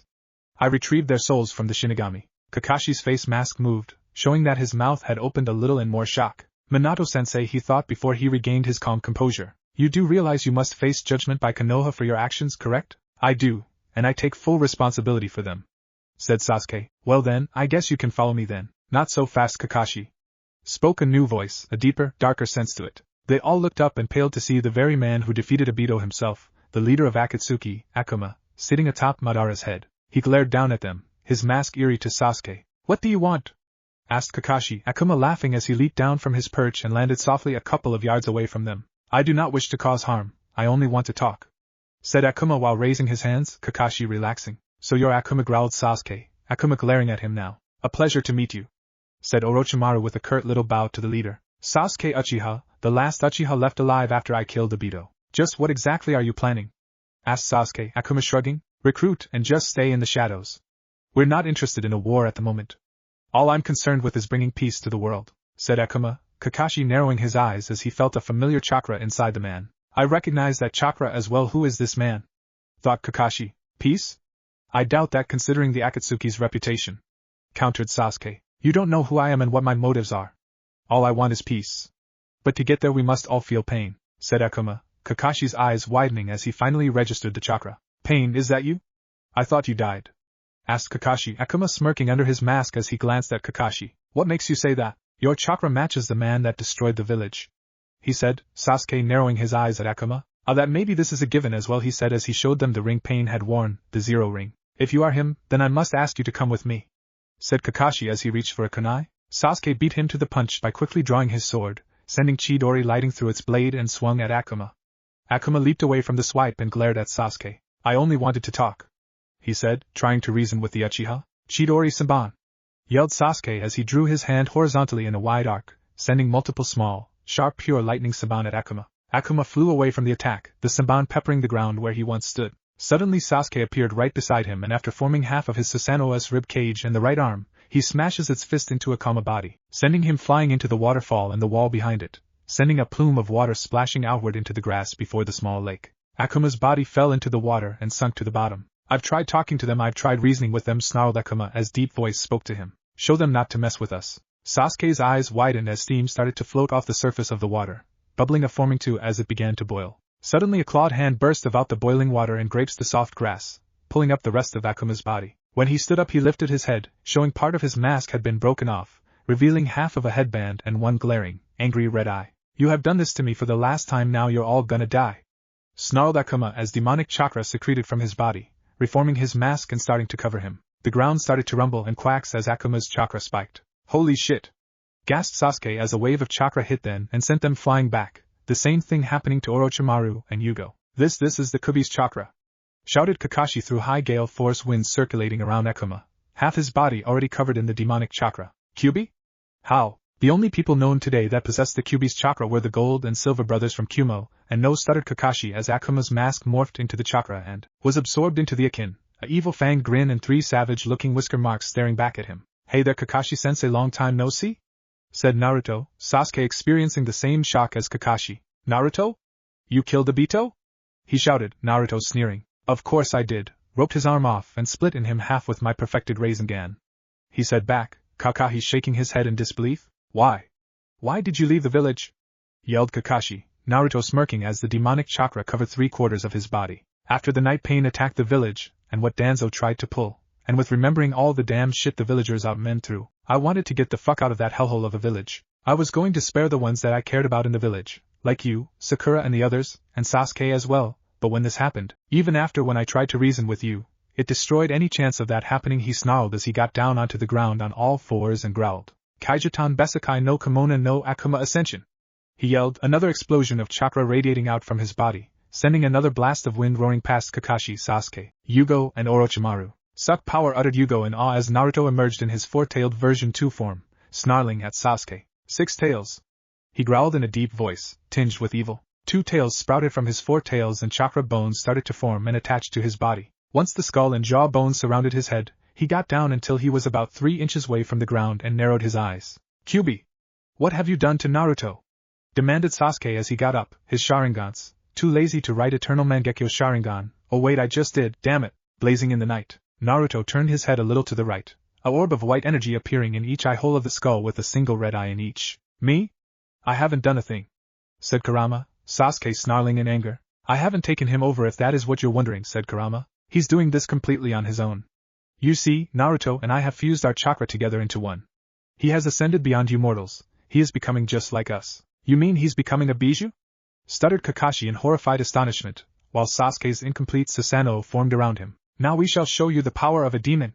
roared Naruto as he rushed Sasuke. His Susanoo raised his hand up to block Naruto while the latter reared his arm back and slammed his fist into the hand and to everyone's surprise smashed right through it. "Rasengan!" roared Naruto, his 6 tails shooting forward with a crimson Rasengan. "Enten Kagetsuchi!" yelled Sasuke, his right eye beginning to bleed as a spiked wall of Amaterasu formed in front of Susanoo's chest. Naruto's Rasengan collided with the black flames, totally annihilating Susanoo's rib cage and hitting Sasuke in the shoulder. "Ag!" he screamed in Naruto's Rasengan, its power weakened by going through Susanoo so it only broke his arm. "Hold on!"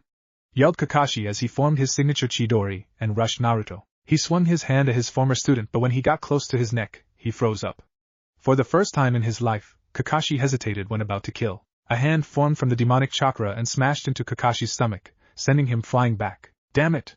cursed Orochimaru as he sent Yugo to retrieve Sasuke while he formed a single seal. Naruto narrowed his eyes as 4 coffins appeared behind him, bearing the kanji for 1st, 2nd, 3rd, 4th. The covers fell off and Hashirama, Tobirama, Hiruzen, and Minato stepped out. Minato's heart was instantly popping out of his chest as he sensed his son's chakra inside the demonic beast glaring at them. "Naruto?" asked Minato, Naruto's eyes widening before his version 2 state dissipated before he stood up and looked at Minato. His face mask had burned away, allowing him to see his fangs and savage-looking whisker birthmarks. "Dad?" asked Naruto, some tears starting to form in his eyes. Instantly Orochimaru's control over the 4th Hokage was gone as Minato ran towards his son and embraced him.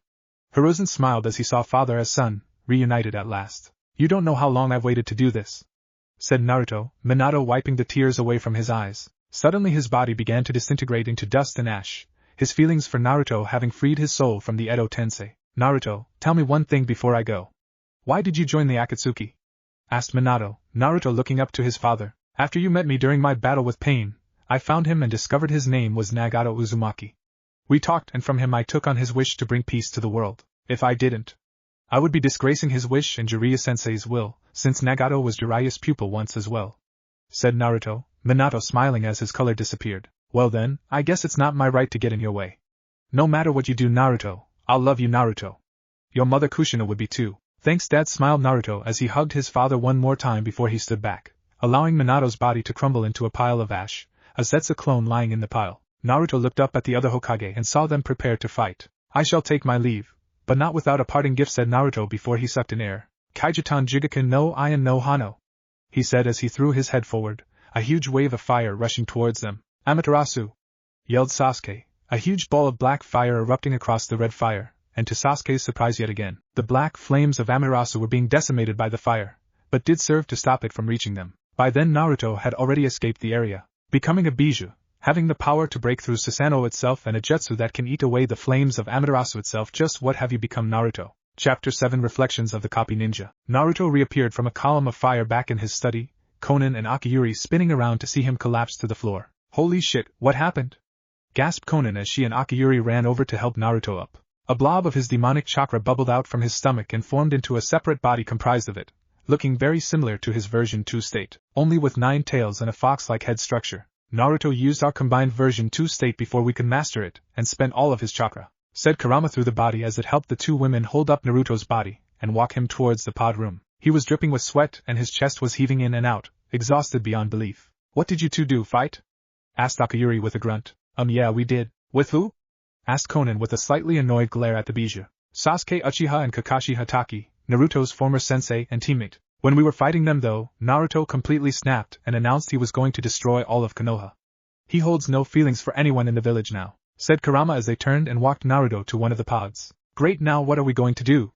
Asked Konan as they laid Naruto down on one of the pods. This pod will keep him in a deep sleep, almost in suspended animation, so he can rest and recover. I will temporarily lead the Akatsuki in his absence, and commence the search for potential members. Konan, you can lead Amigakure in my absence while Kurama can train Naruto alone, said Akiyuri sternly while Kurama moved his hand over to Naruto. I have a better idea, he said as he placed his open palm on Naruto's stomach and transferred a darker colored part of his chakra into him. I've put my Yin chakra into him so it can train him while I on the other hand can be your partner, said Kurama as the chakra that made up his body began to form skin over it. Soon stood a man in an Akatsuki cloak with the cuff unbuttoned down to his mid-chest area, slicked back orange hair that ran down to his shoulders with a portion of it spiky in the front, and a silver necklace around his neck, similar to what Nagato's Deva Path wore. What do you think? Asked Kurama as he smirked a little. Perfect, since no one knows your real name, you can use Kurama as your name, said Akiyuri with an approving nod. I'll make sure Naruto is safe. Good luck to you too, said Konan as the two turned and left the pod room. Near Kanehigakure, Kakashi walked side by side with Yugo and Sasuke, the latter holding his broken right arm to try and lessen the pain. Orochimaru had left them at the Valley of the End to return to his village, Odogakure, in Rice Country. How's your arm feeling? Asked Kakashi, Sasuke chuckling. I can't even feel it anymore. I can't believe Naruto is the leader of Akatsuki now, to think he started, Kakashi nodding his head in agreement. I never thought someone like him would fall so far. Now he hates us for what we've done to him. We can all thank Danzo for that. Danzo? You mean he's at the village? Yeah, but he's untouchable thanks to that damn council. It's all because of him that we're even in this mess. He and the council proclaimed that Naruto had become too much of a threat to the village after the invasion of Pain, and was ordered to give up his headband and leave the village, said Kakashi, his fists tightening in anger. Wow, that's harsh. Tell me about it, sighed Kakashi as silence retook the air around them. After another few minutes of walking, Kakashi said, let's agree to not reveal Naruto's identity to the council, or even to the village at all. It's better off that Tsunade and the others don't know. That goes for your friend as well. Of course, and his name's Yugo, said Sasuke, the tall orange-haired man nodding at Kakashi. Good, he said, letting the conversation end on the outside, but on the inside, Kakashi's mind was heavy with grief. I hesitated at striking my own student, which caused my other student to get injured. What am I supposed to do? I can't fight Naruto, it kills me to do so. What kind of sensei am I to allow one of my students get hurt like this just because I was afraid? He asked himself while mentally slapping himself. Naruto, I'm so sorry all this happened. If you truly are fighting for peace, I just hope you'll be able to not end up like Obito. He thought for the last time as Konoha's gates came into sight. Kakashi! Where were you? Asked Yamato, him and Guy running up to them. Look who I found, said Kakashi as he stepped aside, allowing Sasuke to step forward. Hey guys, he smiled weakly. Why is he here? I know you didn't capture him because he isn't cuffed with chakra-absorbing bindings, asked Guy in suspicion. Kakashi, let me explain, said Sasuke when Kakashi tried to explain the situation concerning the Uchiha. I know you may not believe me, but I've decided to return to the village after learning some valuable things from some important people. Orochimaru, whom I revived solely for this purpose, used the Edo Tensei to reincarnate the first Hokage, the second Hokage, the third Hokage, and the fourth Hokage so I could speak to them. He's telling the truth, I saw them for myself, said Kakashi very seriously, Yamato nodding, knowing to trust his friend's judgment. Very well, we'll deliver you to Tsunade and the council for your sentence, though I know that the council will probably pardon you, sighed Guy. He also a friend of Naruto that now despises the council and most prominently Danzo. Sasuke left with the two Jonin, Yugo glancing at Kakashi.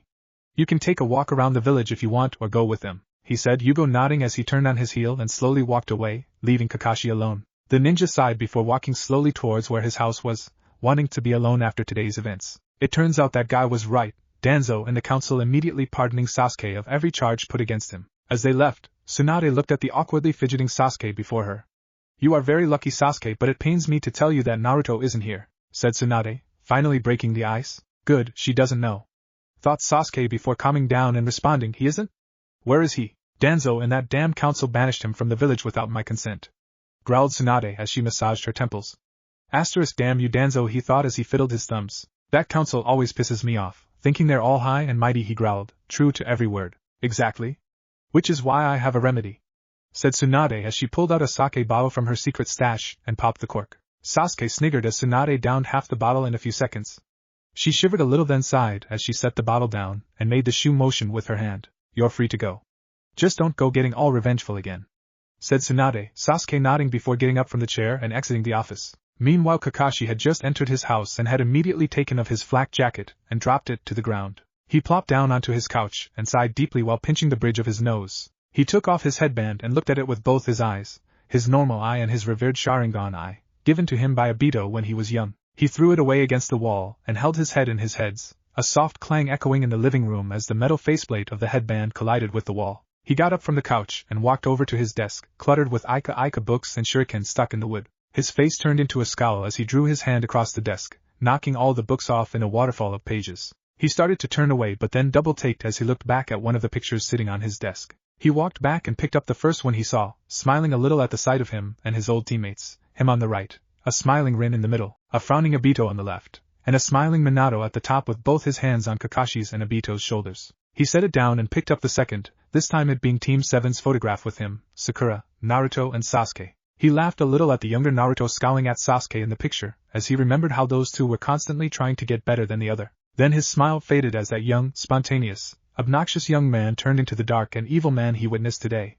Naruto, where have you gone? He asked as he rubbed his thumb on the picture, his eyes softening. He remembered Minato embracing his son and saying no matter what he's become, he will always love him no matter what. He smiled again as he set down the picture and turned it over, opening the glass frame that held it and extracted the picture from inside. He folded it up and pocketed it before bending down and picking up his favorite Ika book and doing the same to it. This village has changed, I'm sorry Tsunade, but I can't stay any longer and live with people that won't accept a kid just because of something locked away inside him, he said, aloud as he walked over to his headband and grabbed it to take it back over to the desk. He set it down on the desk and picked up one of the shuriken in his desk and held it above the leaf symbol. His head hovered over the headband and his hand shook, the copy ninja thinking this decision over, analyzing the consequences of his actions then reanalyzing them again. The thoughts of doubt disappeared from his head as he brought down the shuriken's point and dragged it through the leaf symbol, a clear and distinct line speaking volumes. I'm through with this corrupted village, he said as he got the headband and wrapped it around his forehead, not even bothering to pull it down over his left eye. He got up and picked up his flak jacket and slipped it back on,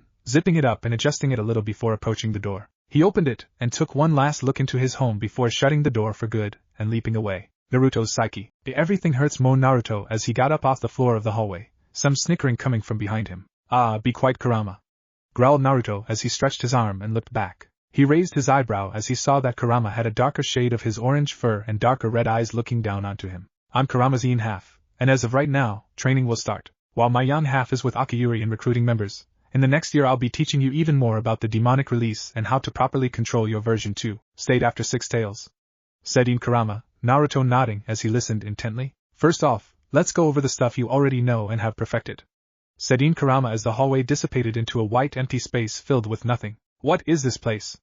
Asked Naruto, In Kurama smirking. This is a place where Jinchuriki and their bijou can train in private. Right now this is all happening inside your head while you rest up and heal, but the experience you will have gained will be instantly transferred. Now back to what I was saying, explained In Kurama as a perfect Rasengan formed in the white space, hovering in the air beside Naruto. The Rasengan, you have to form a shadow clone to help you form it. Now you can form one on your own and have increased its power by mixing negative Yin chakra into it, said the bijou, the Rasengan turning crimson. The Rasen Shuriken, one that you've developed and have shown mastery over, with the perfected form having a wider radius, and can explode much like a small-scale bijou dama, continued In Kurama, a blue spinning Rasen Shuriken appearing above the crimson Rasengan, it too becoming crimson in color. The big ball Rasengan, formed with the assistance of a clone before, but after you could wield it with one hand and without the need of a shadow clone. The perfected form is just as destructive as the normal Rasengan, only on a wider scale. A crimson big ball Rasengan appeared beside the normal Rasengan, the Sage Mode variant of the big ball Rasengan, having a much larger size as compared to the original. With its perfecting after this training, you shall be able to form it with one hand and be able to use in conjunction with your version 2 form, without the use of Sage Mode, said In Kurama, a gigantic Rasengan appearing beside the big ball Rasengan, its color unchanging. Now that we know those techniques, with only the Sage Mode version of the big ball Rasengan being the only one we must perfect, and with your success with the demonic release jutsu I have already taught you, it's time to learn more high-level and deadly jutsu, said In Kurama as all the things around Naruto disappeared. He began to smile evilly and asked, which one first? Amigakure. Kurama and Akiyuri were currently in the lower floors of Pain's tower, standing before the ominous demonic statue of the outer path. Do you know how to get the other bijou out the statue? Asked Kurama as he crossed his arms, gazing up at the statue with distaste. I faintly remember the jutsu that Nagato had that could release the bijou from the statue, but I'm not sure. Here goes then, said Akiyuri as she formed a single seal with both hands. Fuin no jutsu shingara phantomyadorigan keifuju shiru, said Akaturi as she thrust her hand towards the statue. A single blue chakra dragon blasted out from her palm as struck the statue, phasing through its surface before forcefully drawing out the first beast, the Ichibi. Now! Yelled Akiyuri as she swung her arm around, the Ichibi flying over their heads into a red sealing pot forms from Kurama's chakra. Once the Ichibi was fully inside, Kurama slammed the lid down onto it and yelled, seal! Gray chains formed around the pot and effectively sealed the Ichibi. He formed 6 more pots as Akiyuri began to draw out the other bijou, eventually sealing all 7 that had even captured by the original Akatsuki. Now that we have all the bijou sealed, and how Naruto no longer needs the statue, I get to do this, said Kurama as he raised his hand up towards the statue and started to concentrate his chakra into the center point of his palm. Kaijatan pointo Barenka Shometsu, said Kurama, the statue instantly exploding in a ball of fire, contained within a dome of Kurama's chakra. When the smoke disappeared, the demonic statue of the outer path was no more. Now we can deliver these back to their villages, said Akiyuri before she sensed a new chakra enter the room. I see you've noticed me, enter Akiyuri, and Kurama turned to the sound of the voice, watching as a man entered the room, Kurama instantly recognizing him. You're Naruto's former sensei, Kakashi Hatake, said Kurama with narrowed eyes, the copy ninja chuckling as he stopped. Guilty as charged. Why are you here? Hissed Kurama before Kakashi pointed to his headband. Kurama saw the distinct slash through the lead symbol and nodded in understanding. Seems we've just gained a new member, smirked Kurama, Akiyuri eyeing Kakashi's emotionless face with her renegades. Very well, we will give you a cloak after we deliver the bijou to their respective villages. I will explain the plan on the way. Welcome to Akatsuki, Chapter 8. Awake. Kakashi, Akiyuri and Kurama each took some of the sealing pots and departed from TW villages to drop them off at their villages. They left the Ichibi at Sungakure, the Nibi at Kumogakure, the Sanbai and Rokubi at Kirigakure, the Yambi and Gobi at Iwagakure, and the Nanabai at Takigakure. Inside Naruto's psyche, he was training vigorously with In Kurama, learning all the jutsu from the bijou so he could use in his quest for peace. When Kakashi, Akiyuri and Kurama returned back to Amigakure, they had brought back a missing nin from Kusugakure named Naoshi Mayumi, Kusa's first attempt at a Kekkai Genkai. He had shaggy teal hair and dark blue eyes that held not a single tinge of emotion within them. He wore a face mask and a black grass headband with flaps attached to it covering his ears. We'll provide link for the pic of him next. Kusa's attempt at a Kekkai Genkai was called the Akuma no Ti, the hands of the devil. His arms from the elbow down had been cleaved off and replaced by machines that had 2 demon faces in either side. 3 claws at the end of each arm hold a silver sphere in their grasp, each having the kanji for hand engraved on it. When Naoshi runs his chakra through them, the claws release the balls and emit a purple mist from the vent underneath the sphere's resting spot in between the claws. With his chakra, Naoshi can form multiple, if need be, purple hands that can easily crush a man and can form spikes from each hand to make them deadlier. Kakashi and Naoshi got cloaks and were officially inducted into the organization and waited with the other members for the end of the year-long trial time, and the awakening of their leader. 1 year later, Bijudama, Naruto, now 20 and transformed into his massive 8-tailed version 3 state, launched the gigantic mass of chakra at In Kurama. The bijou drew his tails in front of him and formed a shield, stopping the ball in its tracks but still getting pushed back many yards before coming to a stop. He grunted as he flung the ball up over his head, a huge explosion following soon after. Well done, this now marks the end of our training, smirked In Kurama while he drew back his tails and walked over to Naruto. He shrunk back down to his normal size and returned back to his normal self. He had undergone another drastic transformation while training with the bijou. His hair was now wilder and hung down to his shoulders, its blonde color now replaced by blood red. His eyes had yellow sclera and the same red irises with slit pupils, the same as Kurama's. His height had changed from 5'10" to 6'2" and grown stronger as well, equal to that of 20 men. He wore the same necklace as Nagato's Deva Path wore, only its color was dark maroon. One last thing before we leave. Roll up your sleeve, instructed In Kurama, Naruto obliging by pulling up his Akatsuki cloak's left sleeve. Kurama then pressed his finger against Naruto's skin, steam starting to roll away from the contact point. After a few seconds, Kurama pulled back his finger, revealing a kanji seal on his shoulder that read Fox. "What is this?" asked Naruto as he shook his arm, the sleeve dropping back down around his arm. "That right there is a seal that allows you to utilize the Fox summoning contract. This contract has never been used by anyone ever," explained Kurama, a smile spreading across Naruto's face. His fangs glistened a little as he spoke. "Thanks. Let's go meet our friends now," said Kurama as the light of the empty space began to fade. Akiyuri, Kakashi, Kurama, Konan and Naoshi were all gathered around Naruto, anxiously waiting for him to wake up. Kakashi was surprised at how much Naruto had changed over the year since the last time he saw him at the Valley of the End. He had also thought back to Konoha, and how his former comrades had changed as well. He dismissed the thoughts as he and everyone else saw Naruto's fingers twitch. "Well, time to take my half back. Can't really have a Bija sealed into another Bija," said Kurama while he placed his hand on Naruto's chest. "What do you mean?" asked Kakashi, confused as to what the Bija meant. As a result of his training, Naruto has become more powerful than ever before, having mastered the demonic release and his tailed beast version 1. Version 2 and version 3 states, he has shed his former humanity, said Kurama as he drew out his half from Naruto. Konan's eyes lit up in realization as she put 2 and 2 together to figure out what Kurama meant. "You don't mean?" "Yes, he has become a Bija as well, the second Kyuubi." As soon as he said these words, Naruto opened his red eyes and blinked, groaning a little as he pushed himself up. Kurama helped him down off of the pod and supported him as he regained his balance. "How you feeling?" he asked, Naruto smiling as he got his balance back and cracked his knuckles. "Powerful. Well, of course, your body is now completely made up out of my, or I should say your, chakra. You're no longer a human, but Biju just like me," said Kurama while Naruto scanned the crowd of Akatsuki members gathered around him. He was surprised as his gaze landed on Kakashi standing beside Konan and Naoshi. "Kakashi? What are you doing here?" "I came here out of my own free will. Turns out that Konoha really is corrupted, so I left. I couldn't bear to stick around with Danzo on the council." "Catch my drift?" said Kakashi as he flashed Naruto his slashed headband, the latter chuckling as he shook hands with him. He turned to Naoshi next and asked, "Who might you be?" "The name is Naoshi Mayumi, the former best poison crafter and assassin in Kusagakure." "It's a pleasure to meet you, Naruto Uzumaki," said Naoshi with a small bow, Naruto returning the motion. Then he turned to Akiyuri and smiled as she walked towards him and embraced him in a hug. "Welcome back, Naruto," she said, Naruto resting his chin on her head and chuckling. "It's good to be back. Training alone was cool and all, but I miss you guys," he responded as he ran his hand through his hair and stepped away from Akiyuri. He gazed at the other members and asked, "What has happened while I was gone?" "We distributed the Bija that the Akatsuki under Obito's reign had captured to their former villages. As you can see, we also gained 2 new members as well," said Konan, Naruto nodding after she finished. "Well, the 1-year trial period is up and it's time to observe the other villages to see if they either passed or failed, and will be eradicated along with Konoha," said Naruto, throwing a quick glance at Kakashi to see if he would object. He didn't even receive a flinch. "So, Kurama, Akiyuri and I will go around to all the villages and see for ourselves, then once we return to Amigakure, we will systematically eliminate all who fail, leaving Konoha for last." "Any questions?" asked Naruto while he clapped his hands together. Silence. "Very well. Konan, keep Amigakure safe while we're gone, and take care of any trespassers. I will bring back any new members if we meet any." "It will be done." Naruto nodded as Kurama and Akiyuri walked over to stand on either side of him. Soon, they vanished in a swirling fire column. Kanehigakure Hokage office. Tsunade was tired, angry, and sad all at the same time.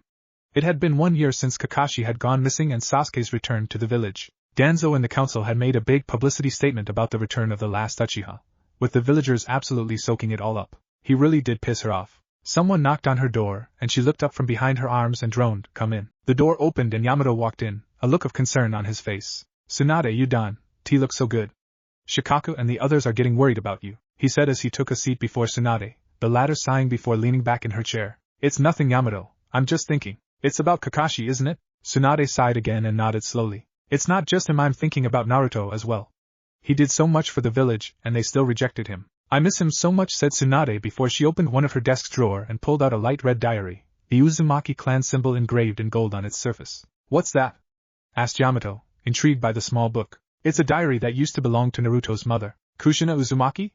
The 4th Hokage's wife? Yeah, I'm glad I didn't. Show this to him, there's something in here that I still regret today," said Tsunade sadly before she returned it to the drawer and closed it shut. "As I was saying, Tsunade, you can, bother yourself with thoughts of the past. The others and I are angry about Danzo's actions, but what's done is done. We can't change it. We all just have to move on," said Yamato, even thought he hated those words so much. Tsunade was silent as she held her head in her hands and let out a deep breath. I guess you're right, I just wish Naruto didn't have to leave. I hope he doesn't end up like Sasuke, said Tsunade, Yamato nodding before he got up and proceeded to walk towards the door. Don't worry, Tsunade, everything will be fine, he said before he left the office. Somehow he knew that those words will come back and bite him in the ass something fierce. He never knew how right he was. Chapter 9 Vile Blood Curse. Naruto, Akiyuri and Kurama found themselves in the dense forest surrounding Amigakure, probably half a mile away from the village. The first place we will be going to is Takigakure, said Naruto as he formed veiled straw hats for the three of them along with his kitsune mask. Doesn't Takigakure kinda have a bad history with Jinchuriki and Bijou, you know, with persecuting them and all? Asked Akiyuri while she placed her straw hat on top of her head and Naruto put on his mask. They may have changed, but we cannot let our guard down. When we enter the village, Kurama and I will mask our chakra, considering we're Bijou. We will stay 1 day and 1 night in the village to observe only, then once we have our results, we either leave or pretend to leave, returning to kill their current Kage and all who oppose us.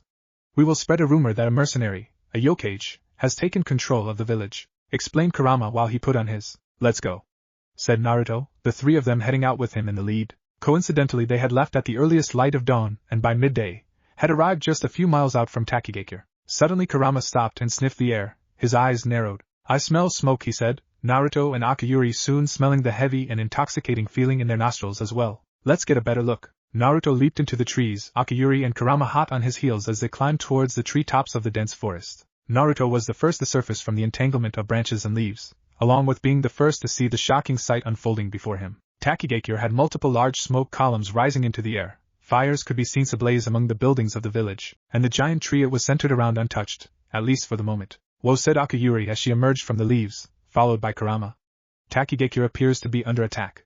How about we go, help them out? Asked Kurama with a smirk, Naruto nodding as he sprinted forward and leapt from the treetops, easily clearing the distance between them and the village. A Taki ANBU operative in a light blue cloak was standing on a roof of one of the buildings in the southeast sector of the village with his squad, trying to assess the situation, when Naruto and company landed on the roof behind them. Are you Akatsuki?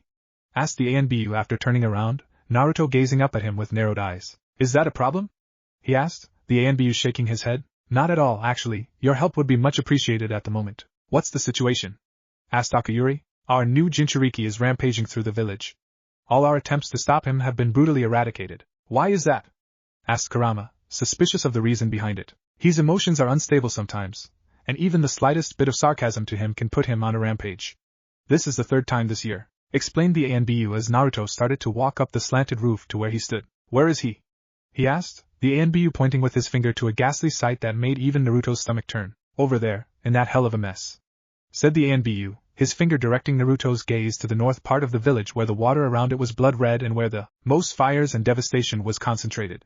What shook him the most was the 4 gigantic blood-red tendrils reaching maybe a mile high into the sky, slithering around like a snake and slamming down onto the village, leaving smashed houses coated with red liquid. It looked like all hell had broken loose. What is that? Asked Akiyuri when she reached the top of the roof, Kurama having the same reaction before he recognized the chakra emitting from the area. It's our Jinchuriki's Kekei Genkai, the Jaratsuna chi no Noroi, the vile blood curse, informed the ANBU, Naruto briefly thinking back to the Akatsuki member Haiden, and how he had ingested the blood of his victim in order to curse them, and then kill them. How does it work, and what's his name? Asked Kurama quickly. His name is Ketsueki Hadariso, and how the vile blood curse works is that he must ingest the blood of a victim first before he can utilize the Kekei Genkai. It allows him to use his own blood from his body to form gigantic tendrils like those from his back and form claws from his hands. It's very gory to watch him fight, said the ANBU, feeling a little queasy. Alright, we'll take care of this, you keep your men back, said Naruto as he stepped forward and launched himself off the roof, Kurama and Akiyuri following behind him. They landed near the hell zone and walked forward cautiously, eyeing the multiple dead bodies cluttering the streets and blood dripping everywhere. We need to hurry, Chomei, the Nanabai, is in distress. She's fearing for her life and worried about her Jinchuriki, said Kurama, Naruto nodding as they turned the corner of the street. They were all absolutely horrified at the sight laying before them. Dead bodies, horribly mutilated, were scattered everywhere, bits of rubble and debris spread around the area and blood covering the buildings, streets, everywhere. God have mercy, uttered Akiyuri as they walked past the gut-wrenching horror scene. Suddenly a blood-curdling scream pierced the air, Naruto and Kurama covering their ears in pain as the screech echoed out across the village. Akiyuri looked up and the sun became blotted out with red. Look out! She yelled before tackling Naruto and Kurama to the side, one of the gigantic tendrils slamming down through the buildings and street where they once stood, flattening everything. This is getting worse. If we don't stop him, he may destroy the village for us, said Naruto as the three got up and ran through the bloody streets of the Hell Zone in search for their quarry. Finally they found him in the center of a large courtyard. The magnitude of carnage was the worst here, with blood dripping from the massive tendrils flowing out from the man's back down onto the ground, splattering the red liquid everywhere. Even more bodies were centered around here, some of them Taki Shinobi and Anbu. Naruto stepped forward and his foot hit a puddle of blood, making a squishing noise. Ketsueki heard the sound and turned his head to glare at them with rage-filled eyes, Naruto being able to get a good look of him. He had slightly tanned skin and rippling muscles, brown shaggy hair, and purple and green-hued plant-like scales on his body, on his wrists, and on his back, extending over his shoulders and around his lower chest as well. Link for picture art /PharaohBlood 566461120. Blood was dripping from his lips and down his chin as he growled bestially at the three Akatsuki members, Naruto raising his hands. Calm down, Ketsueki, we don't want to hurt you, he said soothingly as he slowly made his way to the raging Jinchuriki, Kurama and Akayuri ready to protect him at a moment's notice. Ketsueki growled again as he clenched his fists, three long claws made from his blood extending out from his knuckles. We're not going to hurt you. My name is Naruto. I know how you feel, Ketsueki. You were ridiculed in the village, weren't you? Treated like shit, right? Asked Naruto, Ketsueki's eyes widening as those words hit his ears. I was a Jinchuriki as well, I can help you. I've felt that same pain for my entire life, ever since I was born. I can make that pain go away, continued Naruto. The closer and closer he got to the unstable Ketsueki, the more danger he was putting himself in. Ah, really?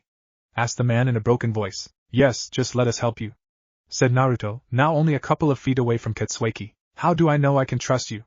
Asked Ketsueki, Naruto pausing in his creep. Because Chome, the beast is sealed inside of you, she's worried for you. Chome? It's her name. She's worried about you, she doesn't like you like this, soothed Naruto as he got inches away from Ketsueki. Just make the pain go away, cried Ketsueki as tears began to roll down his face. Naruto nodding as he placed his hand against the man's chest, right over his heart, and sent a small pulse of his chakra through the man's heart, knocking him out. Instantly the blood tentacles disappeared and Ketsueki fell into Naruto's arms, his eyes closed and mouth slightly ajar. The ANBU from earlier and a team of 10 other ANBU and Taki Shinobi landed in the courtyard, one of them vomiting at the sight of the carnage. God, this is the worst one yet, it's a miracle that you came along. Thank you, Akuma. Call me Akuma, said Naruto, the man nodding as he sent 2 ANBU to fetch a stretcher. We'll be staying overnight in the village, if that's okay with you, said Kurama, the man nodding. I'll send word to our second Takakage, Shibuki, said the ANBU, sending one of the Jonin Shinobi to send the message. Shibuki, I remember him. When I first came here it would be a shame that Takigakyo would have failed and I would have to kill him, thought Naruto as the 2 ANBU arrived with the stretcher the other had sent for and loaded Ketsueki onto it to carry him. A good day to you, said the lead ANBU as he departed with his team, leaving the 3 Akatsuki members alone. So you think? Are their intentions good? Asked Kurama as they turned around and began to walk away from the courtyard. I couldn't sense any ill intent from any of them.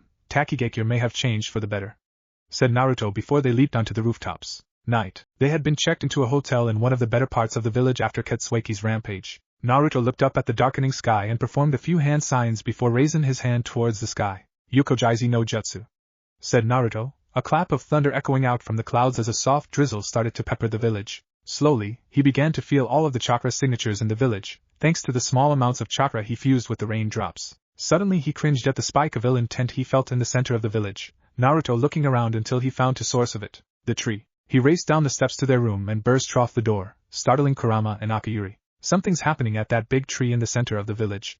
I sense a huge concentration of negative energy there, said Naruto quickly, Kurama and Akayuri quickly leaping into action. There's no time to waste, let's go, said Akayuri as they ran out of the room, soon leaping from rooftop to rooftop towards the gigantic tree. They ran up its side until they entered the mess of branches and leaves, the rain splattering against their faces and cloaks through the leaves. They burst through a layer of leaves to see multiple cloaked figures gathered around a beaten and bloody Ketsueki, chains wrapped around his limbs keeping him pinned against the tree. One of the men turned and narrow hissed at him, recognizing his chakra as that of the ANBU they had met earlier. What so you think you're doing? Demanded Naruto, his rage growing towards these men. We're punishing him for going berserk, he should know his place in our village, said the ANBU darkly, Naruto growling deeply. You would join us if you know how we felt, said another, Kurama snarling at him. Seems Takigakyo still has some sinful people loving inside of it. Allow me to show you my true side, snarled Maruo as he instantly transformed into his 3-tailed version 1 state, almost blowing back the assemble's cloaked men. He's a Jinchuriki too, shouted one before Kurama appeared in front of him and stabbed him through the heart with his hand. Fools, we are no longer human nor are we a Jinchuriki. My name is Kurama, the 9-tailed demon fox. I will murder you all for torturing one of our kin's holders, roared Kurama, In a flash him and Naruto laying waste to the men. In just a couple of seconds the men were slaughtered, blood splattered everywhere, on the branches, on the leaves, and all over Kurama's and Naruto's cloaks. Naruto walked over to Kitsueki and burned away the spiked chains before picking him up. Who are you? The one who will get retribution for these men's sins, said Naruto as he leaped away from the gory scene with Akiyuri and Kurama, heading straight towards the Kage Tower. Shibuki was busy dealing with the nightmare known as paperwork when Naruto, Kurama and Akiyuri burst in through the door, carrying the barely alive Kitsueki. Holy hell! What happened to him? Asked Shibuki as he rushed over to them. Some of your subordinates were torturing him for going on a rampage. We eliminated them for their sins, said Nero as he crossed his arms. What? Well then thank you for doing that, said Shibuki as he turned his back on them. A very fatal mistake. A clawed hand burst out of his chest, his still beating heart oozing blood onto the ground in the hand's grasp. Your village failed under your leadership, and for that you must pay.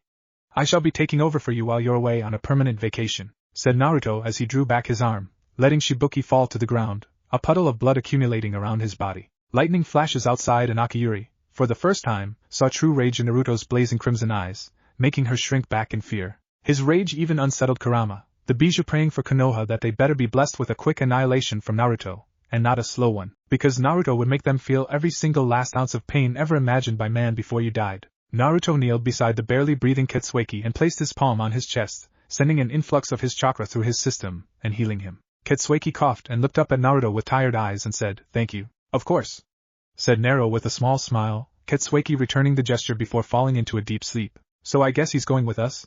asked Kurama. "He's going to be one of our members. His Kekkei is interesting, and he would be a powerful ally.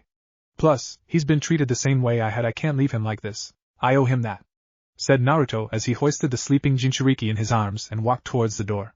"You, hello? Can you hear me?" asked a feminine voice inside Naruto's head, making him stop in surprise. "Who is this?"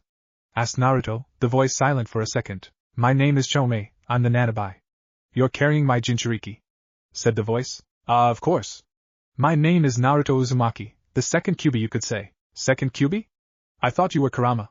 "Where is he?" "I'm right here, Chomei. Naruto's a friend, don't worry. He was once my former Jinchuriki before he became a Bijou like us," spoke Kurama, Chomei silent once again. "Oh, okay. Well, what I wanted to say was thank you for saving my Jinchuriki. I just couldn't stand to watch him get hurt like that anymore." "I'm in your debt," said Chomei. "Of course. He'll be safe from now on," said Naruto, Chomei saying farewell before her presence in his mind disappeared. Suddenly Naruto found himself walking beside Akiyuri and Kurama towards the gate of the village, people cowering away from them. "Whoa," said Naruto while Kurama smirked at him. "Bijou telepathy does that to you," he said before laughing, Naruto joining him as they walked out of the office. Takigakure scratched off their list of villages. They returned to their hotel room as gathered up their supplies before leaving the village with Kitsueki in tow, Naruto being the one who carried him in a gigantic hand made out of his demonic chakra extending out from his back. Chapter 10 Yoke Cage. In Konoha, it was the 1-year anniversary of the banishment of the demon boy and the entire village was celebrating, while almost everybody, Naruto's friends and acquaintances were grieving over his banishment, and hoping that he was still alright, including Sasuke, and a certain Suna shinobi inside the village. I must inform Lord Kazekage of this, thought the man as he quickly left the village. -5 days later, Tsunagake Gaara's office. In all his life, Kankuro had never been more afraid of his brother. Gaara had heard the news of the celebrations in Konoha and had become furious, almost strangling the man with his sand if not for Temari, who had managed to calm him down somewhat. Even Shikaku, the Ichibi, who had been resealed inside of him per his orders, was afraid. Gaara, it couldn't have been everybody in the village. Tsunade and Naruto's friends couldn't possibly have been celebrating, reassured Temari, trying to reel Gaara away from a decision he wants to make. "I know, but I'm still going to do it. Kankuro, send a message to Konoha stating we shall discontinue all trading in between our two villages and that we are no longer allies. If any Konoha shinobi is caught inside Wind Country's borders, they will be jailed or killed on sight, depending on my mood. Send a copy of this message to the Wind Daimyo as well," ordered Gaara, Kankuro glancing at his sister. "Gaara, Kankuro, do it now," growled Gaara, his tone alone making Kankuro's skin crawl. "Of course," Lord Kazekage shuddered Kankuro as he got up and left the office. "Gaara, is this wise?" asked Temari, Gaara sighing before leaning on the desk with his elbows.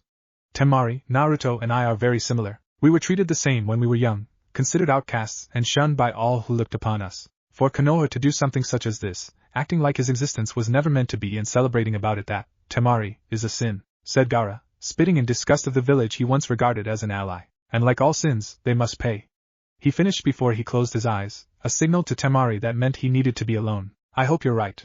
said Temari before she stood up from her chair and followed after Kankuro. Lightning Country. Kitsueki had woken up halfway on their journey to Lightning Country and had asked some questions he needed to know, Naruto being the one who answered all of them. Naruto had given him his black travel cloak for him to wear until they returned to Amigakure so he could receive a Akatsuki cloak. After that, the trip was silent the rest of the way. We're close to Kumogakure, said Naruto, the first words spoken since Kitsueki had woken up. They continued down the beaten path through the mountainous terrain of Lightning Country until they spotted the familiar mountains that Kumogakure sat in between, well, only to Naruto of course. Let me handle this, said Naruto as they approached the heavily guarded gates of the village set in between two large mountains with pillboxes built into the stone. 4 ninjas in black and red cloaks, the Akatsuki. Send word to Lord Raikage immediately. When the group got close to the gate, a platoon of Kumo ANBU dropped down from the gate and stood in their path. The ANBU captain possessing a mask that looked like a bird with 2 large horns extending out from the top of the mask. Akatsuki, come with us. Lord Raikage has requested an audience with you, asked the ANBU captain, Naruto glancing back at his comrades before shrugging and looking back at the ANBU. His eyes narrowed behind his mask. Very well, lead the way, captain, he said, the gates to the village opening to allow them to pass through into the village. Raikage's office. Bro, you'd be crazy for thinking Arashi's ready, said Killer B, A's brother and Jinchuriki of the Hachibi. Then what do you propose we do with the Nibi? We've had no one else that was compatible with her like Yujito was until today, and we might not have another chance like this again for a while, said A, the 4th Raikage. Before the doors to his office opened, the platoon of ANBU walking inside followed by the 4 Akatsuki members. Akuma, welcome back, greeted A as Naruto approached the desk after all the ANBU, except the captain, exited from the office. A pleasure, Lord Raikage, greeted Naruto with a bow while B crossed his arms and eyed one of the members with orange hair, and especially this Akuma person. I see you've gained some members, said A. Yes, the Akatsuki is growing nicely. Did you hear about what happened to Takigakure? Asked Naruto, the Raikage nodding as he leaned back in his chair. Yes, I did. Not a single survivor. I heard it was destroyed by a man known as the Yokage. Naruto smirked as he thought.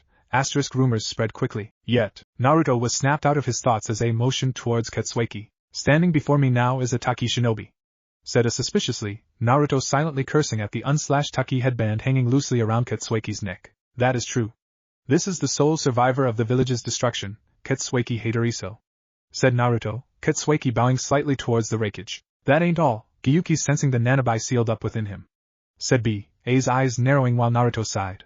That is also true, he is the Jinchuriki of the nanabi. We rescued him from the destruction of the village. You see, well, whenever I get angry, I can't control my emotions and I go on a rampage. I destroyed half the village before they showed up and were able to stop me before killing any more innocent lives, said Kitsueki, confirming some of A's suspicions. Then why are with them? He asked, Naruto being the one that answered. We took him with us so as to provide salvation for him. He was being tortured by a group of Taki shinobi and ANBU that were punishing him for his rampage, which technically wasn't his fault. We killed them and left the village in flames for this unrighteous act, said Naruto, A's gaze staring at Naruto like sharp knives. Which means, yes, I am the Yokage as well, confirmed Naruto with a nod. Wait a minute, Gyuki's sensing something else. He's feeling the Kyuubi's chakra from him, interrupted B while he pointed at Kurama first, then at Naruto. Care to explain? Questioned A as he set his remaining arm on his desk and eyed Naruto. I guess the cat's out of the bag. We can reveal our chakras now, Kurama, said Naruto, A starting to feel the demonic chakra seep out from the two of them. First off, to explain why this is, allow me to tell you that Kurama is not actually a human, he continued, A's eyebrow rising in confusion. This is merely my human form. In actuality, I'm the Kyuubi, said Kurama, B and A both becoming shocked. Second, the reason why I possess Kurama's chakra, or actually my chakra, is because I have changed since the last time anyone has seen me. I have mastered the Kaijutan, the demonic release, and have become a Bijuu myself. Essentially, I am the second Kyuubi. The reason why I was able to was because I was once Kurama's former Jinchuriki, said Naruto as he took off his straw hat, revealing his blood-red hair and pierced ears. Akuma, just who are you?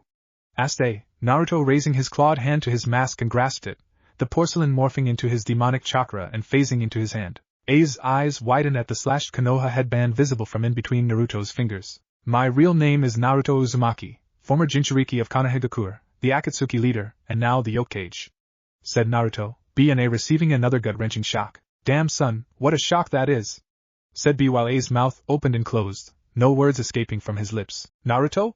Tsunade is worried sick about you, he said, Naruto smirking, revealing his sharp fangs. Oh really? I'll say hi to her before Konoha burns to the ground with everyone in it. Why's that?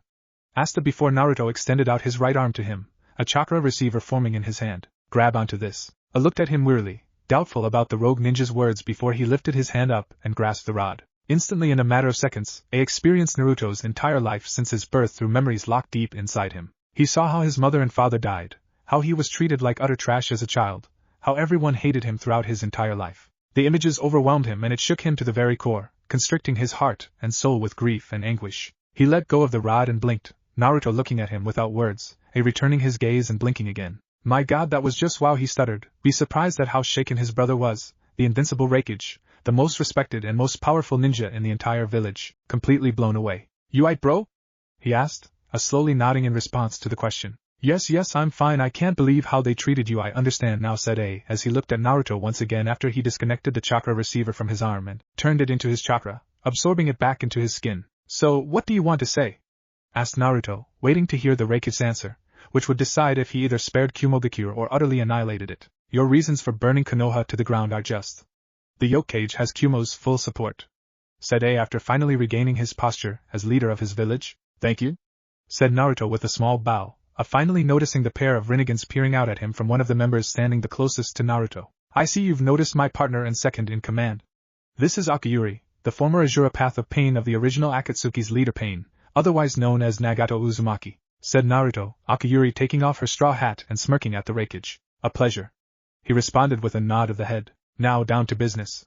Since you saw all of my memories, you now know that our HQ is Amigakure and that I plan to go to all the other villages and judge them, either letting them live like Kumo, or destroy them like Taki. I must ask you that you and you captain over there keep this information classified, as well as my identity as the Yokage, said Naruto, nodding with his brother, the ANBU captain being the last to agree. Of course, Lord Yokage. We will keep in contact through a summon of mine that has a direct link to either Kurama or I, said Naruto as he pressed his hand to his left shoulder, the seal on his arm underneath the sleeve glowing. Kuchios no Jutsu. A small puff of smoke appeared on the desk. Taking its place after it drifted away was a small fox kit with orange and red fur, a dark diamond resting on its forehead. Tenzin, stay with the Raikage and act as a messenger between him and I, ordered Naruto, and the small fox obliging with a bow. Of course, QB Naruto, said the fox before it turned and leaped up to A's shoulder, taking its seat there and watching as Naruto smiled a little. Now one more question, any idea where a snake might hide? 1 week later, Tsunade was beyond stressed.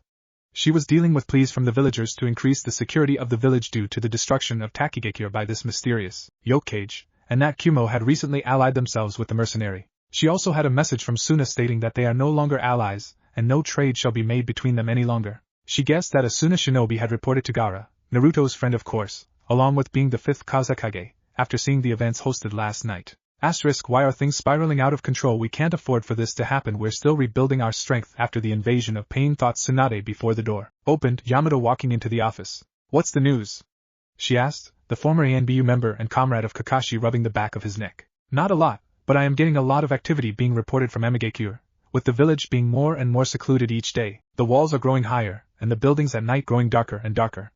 It's as if someone doesn't want to be seen and noticed, yeah, said Tsunade with a slow nod. It's almost like when Jiraiya left to go find Pain, finished Tsunade with a heavy heart, still missing the super pervert's obnoxious but comforting voice and words. It's deja vu all over again, and I'm having a bad feeling about this, said Yamato ominously, Tsunade sighing as she turned her chair around and gazed out into the night sky above the village through her office's windows. Could this be payback for what we allowed to happen to Naruto? Chapter 11, The Snake and the Vermilion Bird. Orochimaru was pacing in the throne room of the Kage building in his rapidly growing village Otogakure, the Hidden Sound Village, when an Oto shinobi burst through the doors and quickly bowed.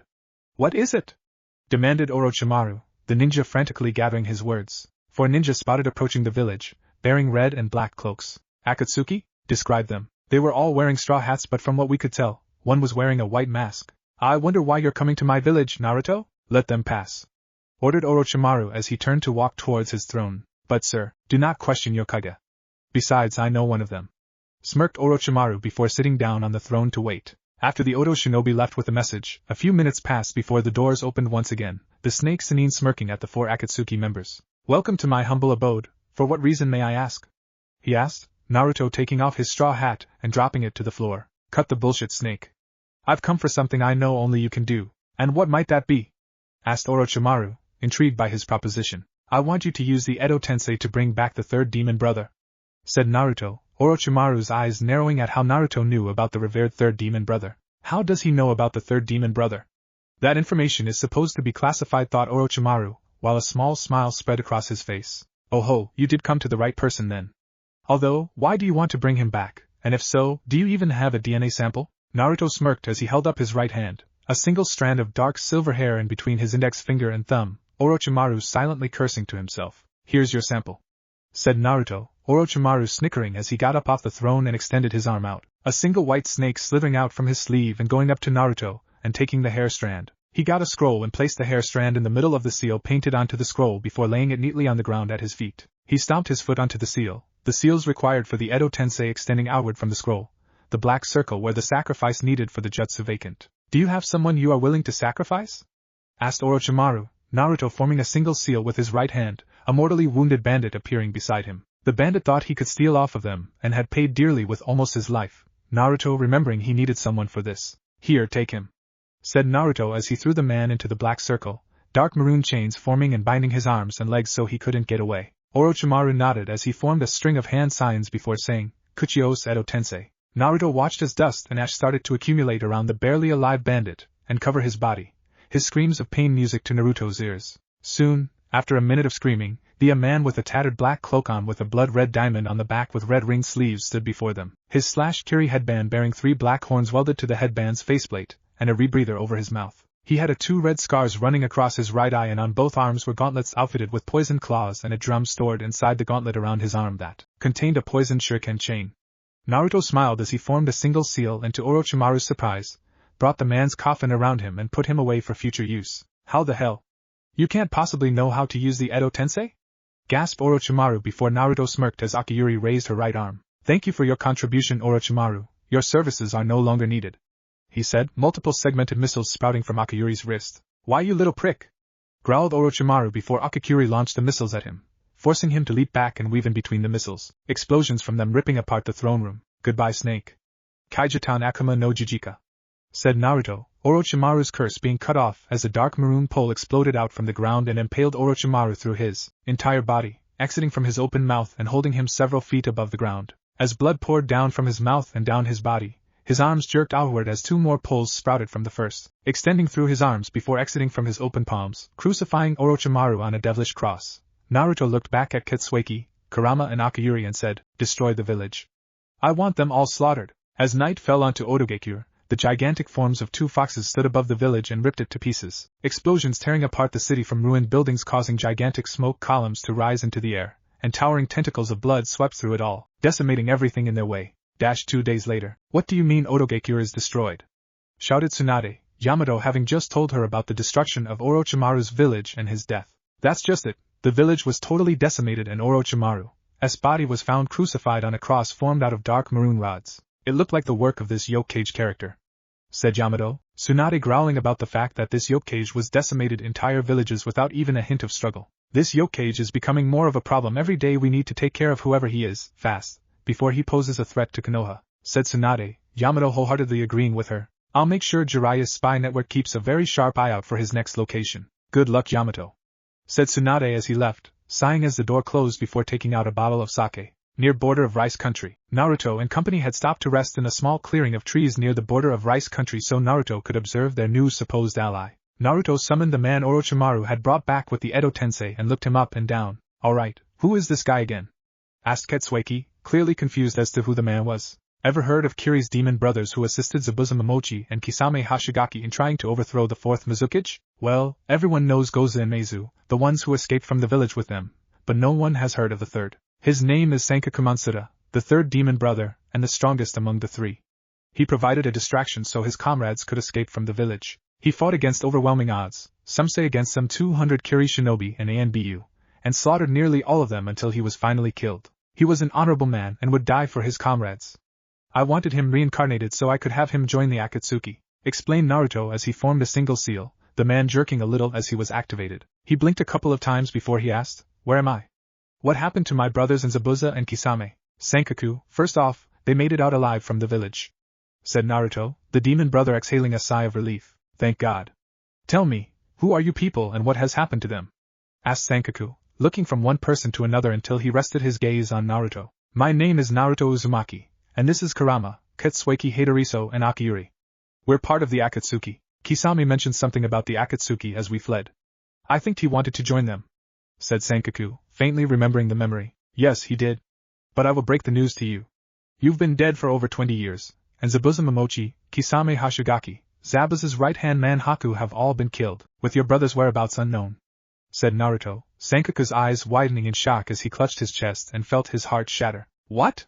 He stuttered, Naruto placing his hand on his shoulder. I'm sorry for your loss, he said, smirking behind his mask. I'll keep the part about I being involved in Zabuza's death and Haku's death at Kakashi's hands to myself, he thought as he took his hand off Sankaku's shoulder and placed it on his chest. Right now you are technically not alive. You have been reincarnated through the Edo Tensei, a forbidden kinjutsu that allows the caster to call back the souls of the dead and latch them onto a sacrifice's body. What I'm going to do is bring you fully back to life, said Naruto as he closed his eyes. How will you do that? Asked Sankaku, unaware of Naruto's status as a Bija. Well, I'm a Bija, you know, smirked Naruto as he began to apply his chakra to Sankaku's body. Kaijatan Akuma no Jukuna Jigakuri Baibaru, said Naruto, a wave of chakra shooting out across Sankaku's body, instantly destroying most of the dust making up his body. His back split open and out came the withered and emaciated body of the sacrifice, his body instantly turning into dirt and blowing away. Then Sankaku's body started to reform, color returning to his face and skin, the cracks fading away and his eyes returning to normal, without the black scara. Naruto stepped back as his body completely reformed, smoke pouring off of his skin as he flexed and breathed in through his rebreather. I can feel once again. Thank you, said Sankaku, Naruto nodding his head. Come on, we have to get to Sunagakure, urged Kurama, Naruto turning to take the lead of the group and lead them towards the village. They walked for what seemed like hours, entering the burnt embers forest, a large expanse of trees that looked dead and devoid of life. The ground was covered in ash and soot, crunching slightly underneath their footfalls. Suddenly Naruto felt a spike of chakra to his left and yelled, "Scatter!" Everyone dove away in a different direction as a huge stream of fire shot past them and completely disintegrated a row of trees into nothing. Naruto snapped up off the ground and looked into the trees, trying to see the attacker. He saw nor sensed anyone in the area. Where the hell did that come from? Yelled Akuyuri as she scanned the trees as well. Wait a minute, I recognize this place now that I look at it, said Sankaku with narrowed eyes. Suddenly 3 gigantic fireballs shot out from the forest and arched towards them, the light shining on their faces from the fire. Suetun Suikoden no Jutsu, yelled Sankaku while simultaneously shooting his right arm forward, a huge explosion of water shooting out from his palm and forming a large shark. The fireballs and the water shark collided in a huge explosion of steam, with the superheated fireballs completely decimating the water and exploding around the group. When the smoke cleared, Akuyuri opened her eyes to see a dome of Naruto's demonic chakra surrounding them, having protected them from the explosion. Everyone alright? He asked, receiving a short nod from everyone before he dissipated the dome. Show yourself, coward! Shouted Naruto, getting a little irritated by the attacks from the cover of the multitude of trees. Suddenly a deep, mocking laugh echoed out from the trees, chilling them a little. Oh, so the little man speaks well, you can go ahead and shut your trap. You have no right to call me a coward, said the voice, Naruto snarling at the remark. Who are you, and why did you attack us? Demanded Kurama while trying to sense the attacker's chakra. I should be the one asking you who you are.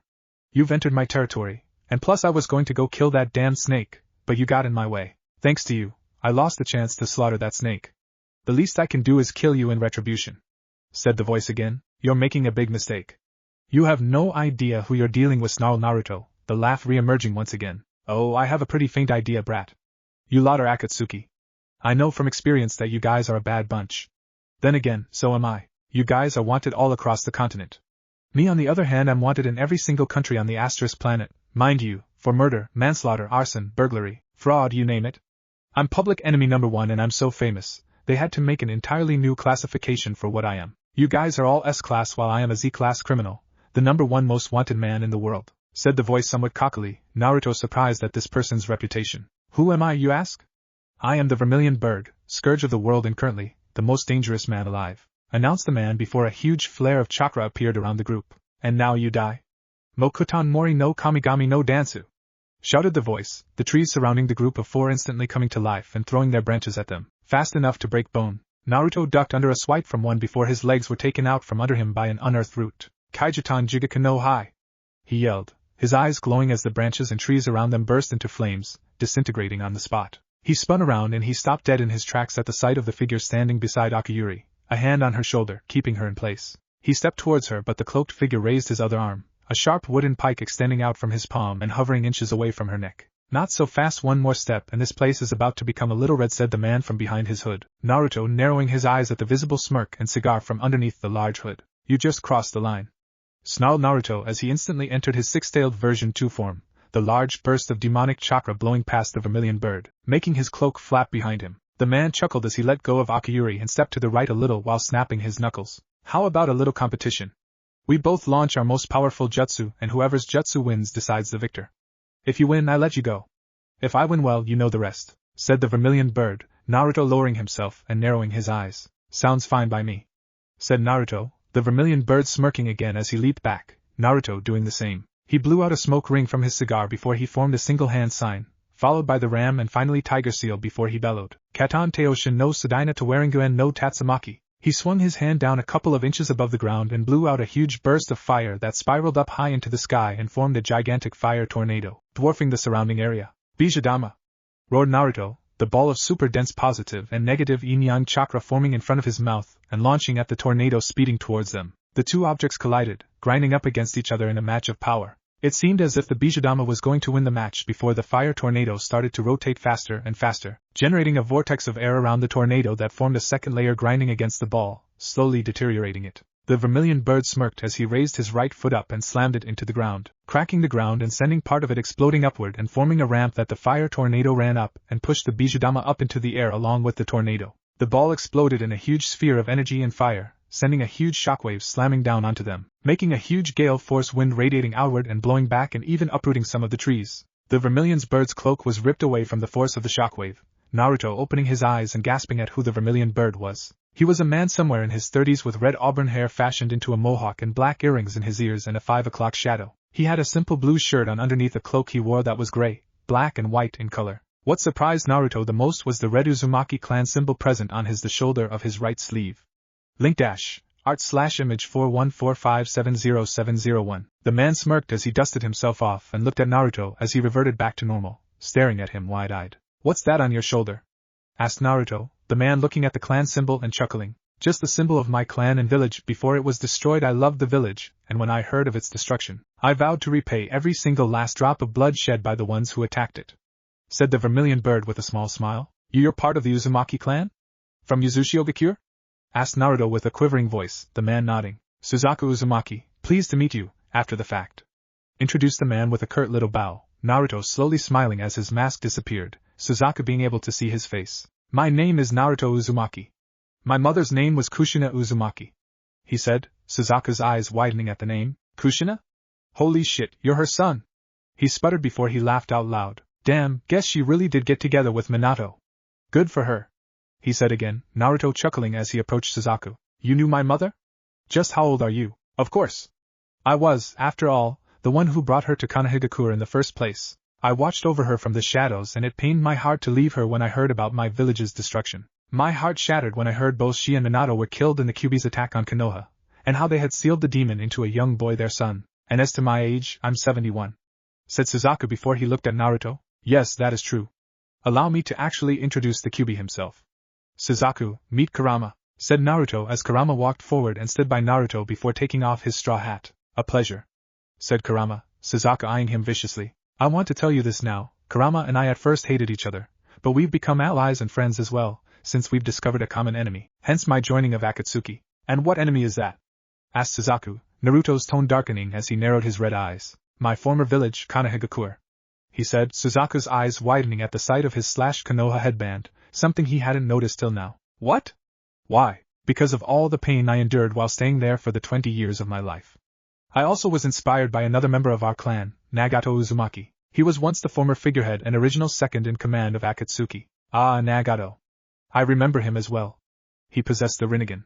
And I see that lovely woman over there has it as well. Care to explain? Said Suzaku, Akiyuri smirking as she took off her straw hat and pulled back a strand of her hair. Akiyuri, former Azura Path of the 6 Paths of Pain.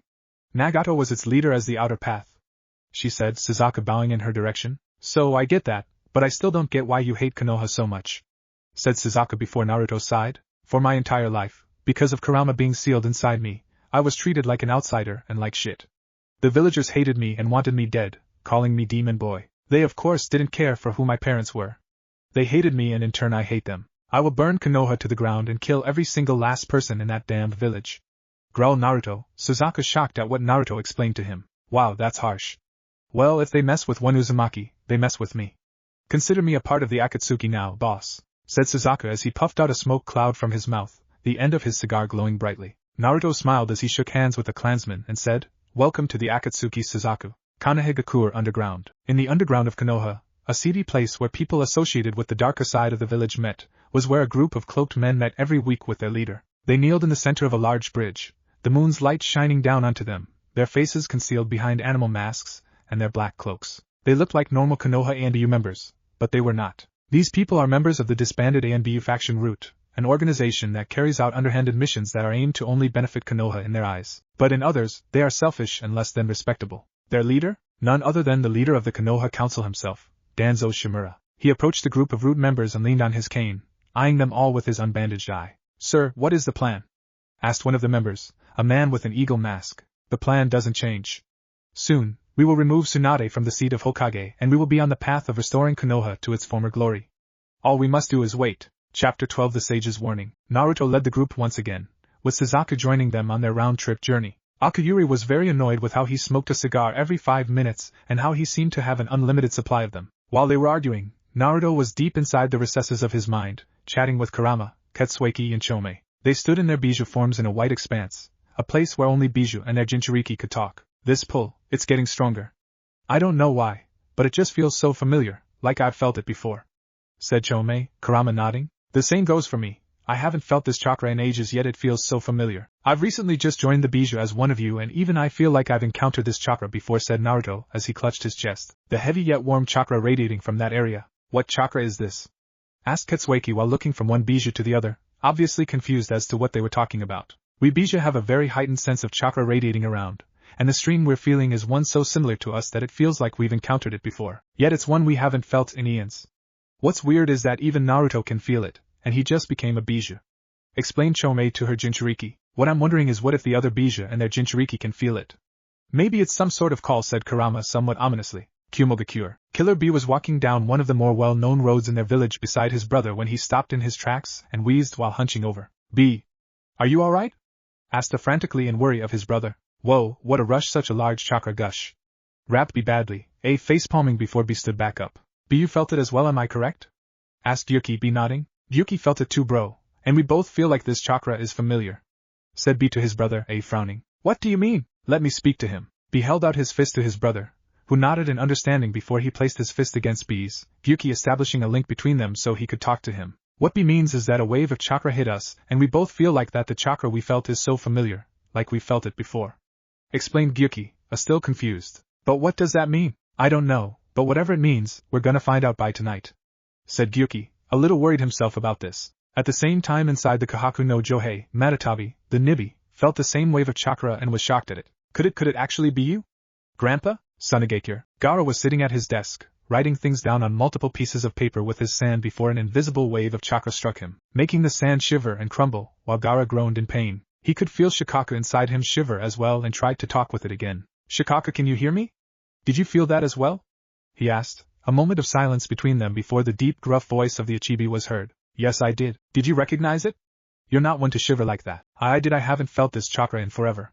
"Gaara, tonight something is going to happen not only with us, but with the others as well." Iwabikure. Koko and Son Goku, the Gobi and Yambi, were walking freely without a Jinchuriki in the rocky expanse behind Iwabikure when the wave of chakra hit them like a brick, sending Koko sliding back a couple of yards. He glanced back at Son Goku with wide eyes and asked, "Please tell me you felt that as well, right?" "Yes, you know whose it is, don't you?"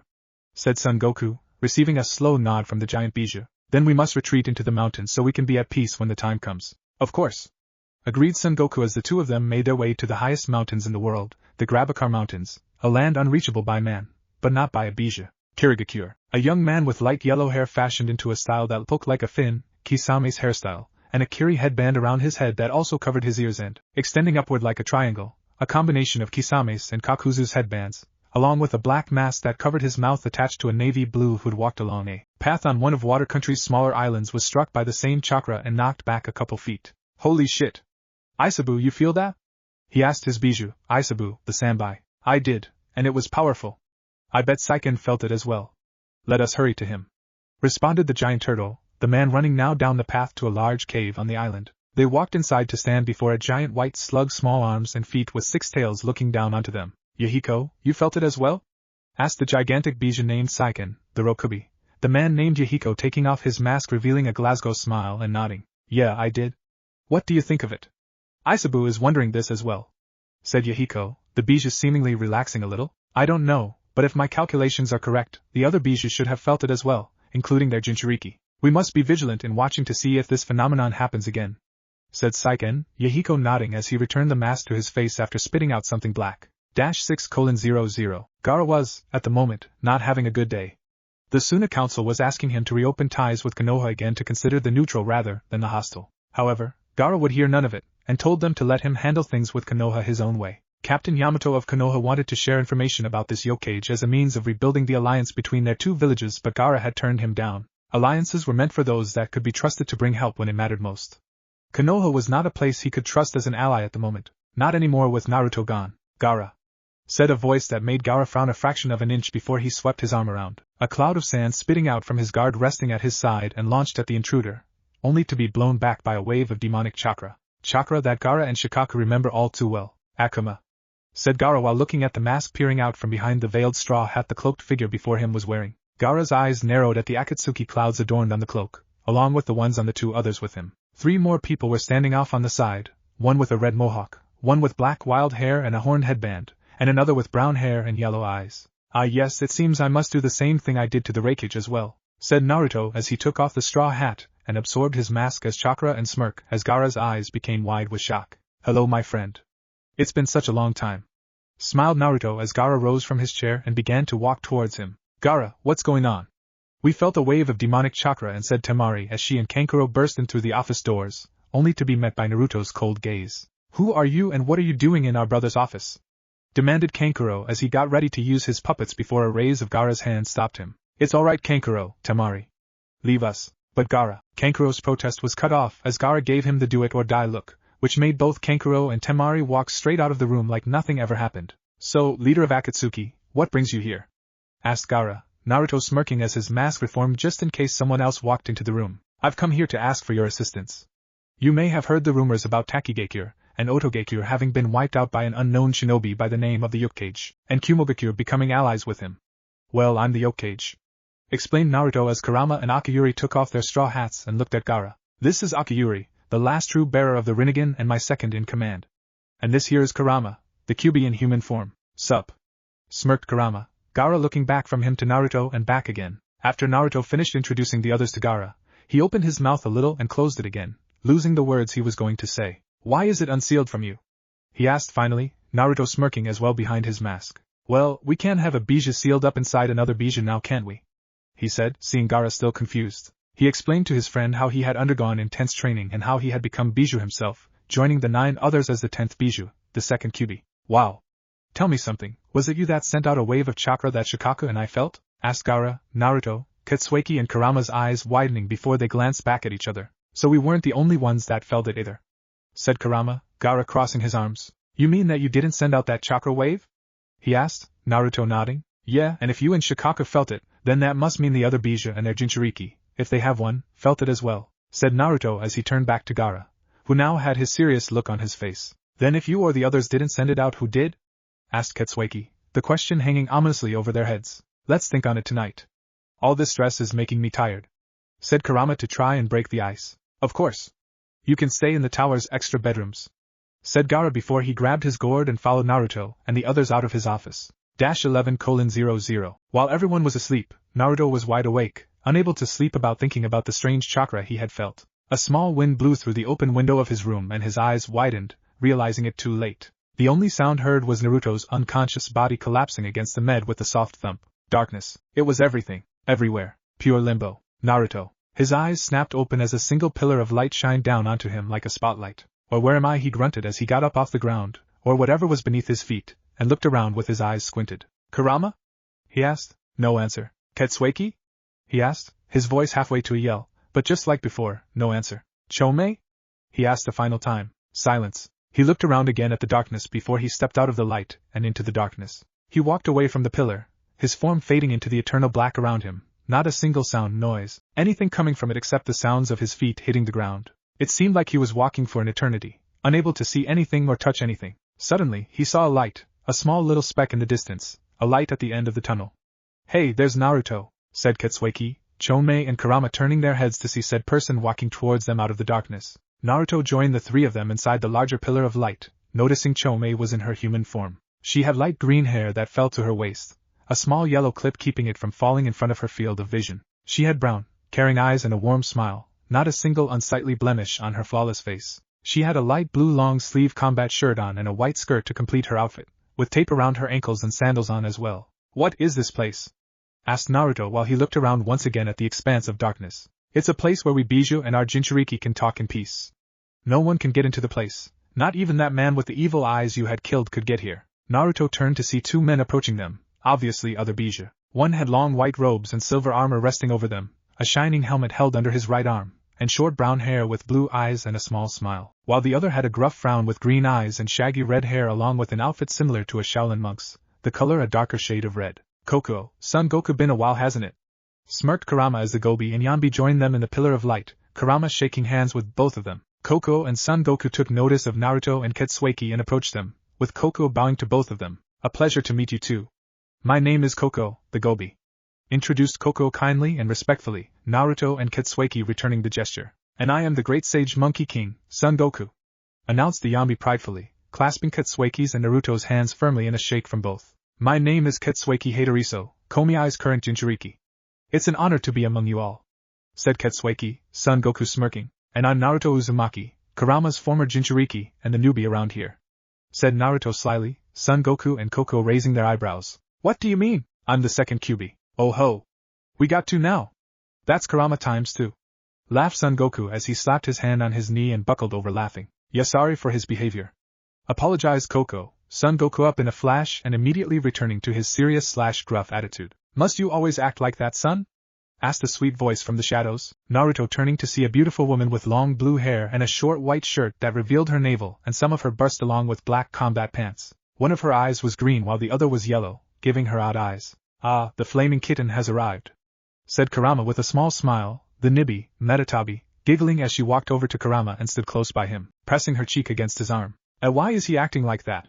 asked Naruto quietly to Koko, who stood close by. "Metatabi as well, the most how do I put this lustful of the Bijou," whispered Koko, Naruto's eyes widening as Metatabi giggled again when Kurama scratched behind her ear. "Alrighty then, don't let the party start without us guys," said another voice, a man with light blonde hair and a mask walking out from the darkness with two others, one in a white lab coat with equally white hair and glasses while the other had khaki shorts on with flip-flops and a light green t-shirt. "You must be Isabu and Saiken," said Naruto as the Rokubi, Saiken, and the Sanbai, Isabu, approached them with the third person Naruto did not know. "And who are you?" asked Ketsueki before Naruto could, the man removing the mask from his face and spitting out some black saliva before speaking. "I'm Yahiko, Isabu's Jinchuriki," said the man with a smile, Naruto remembering the Akatsuki member Kakuzu at the sight of Yahiko's Glasgow smile. "What's up with your face reminds me of Kakuzu?" "Yeah, I know.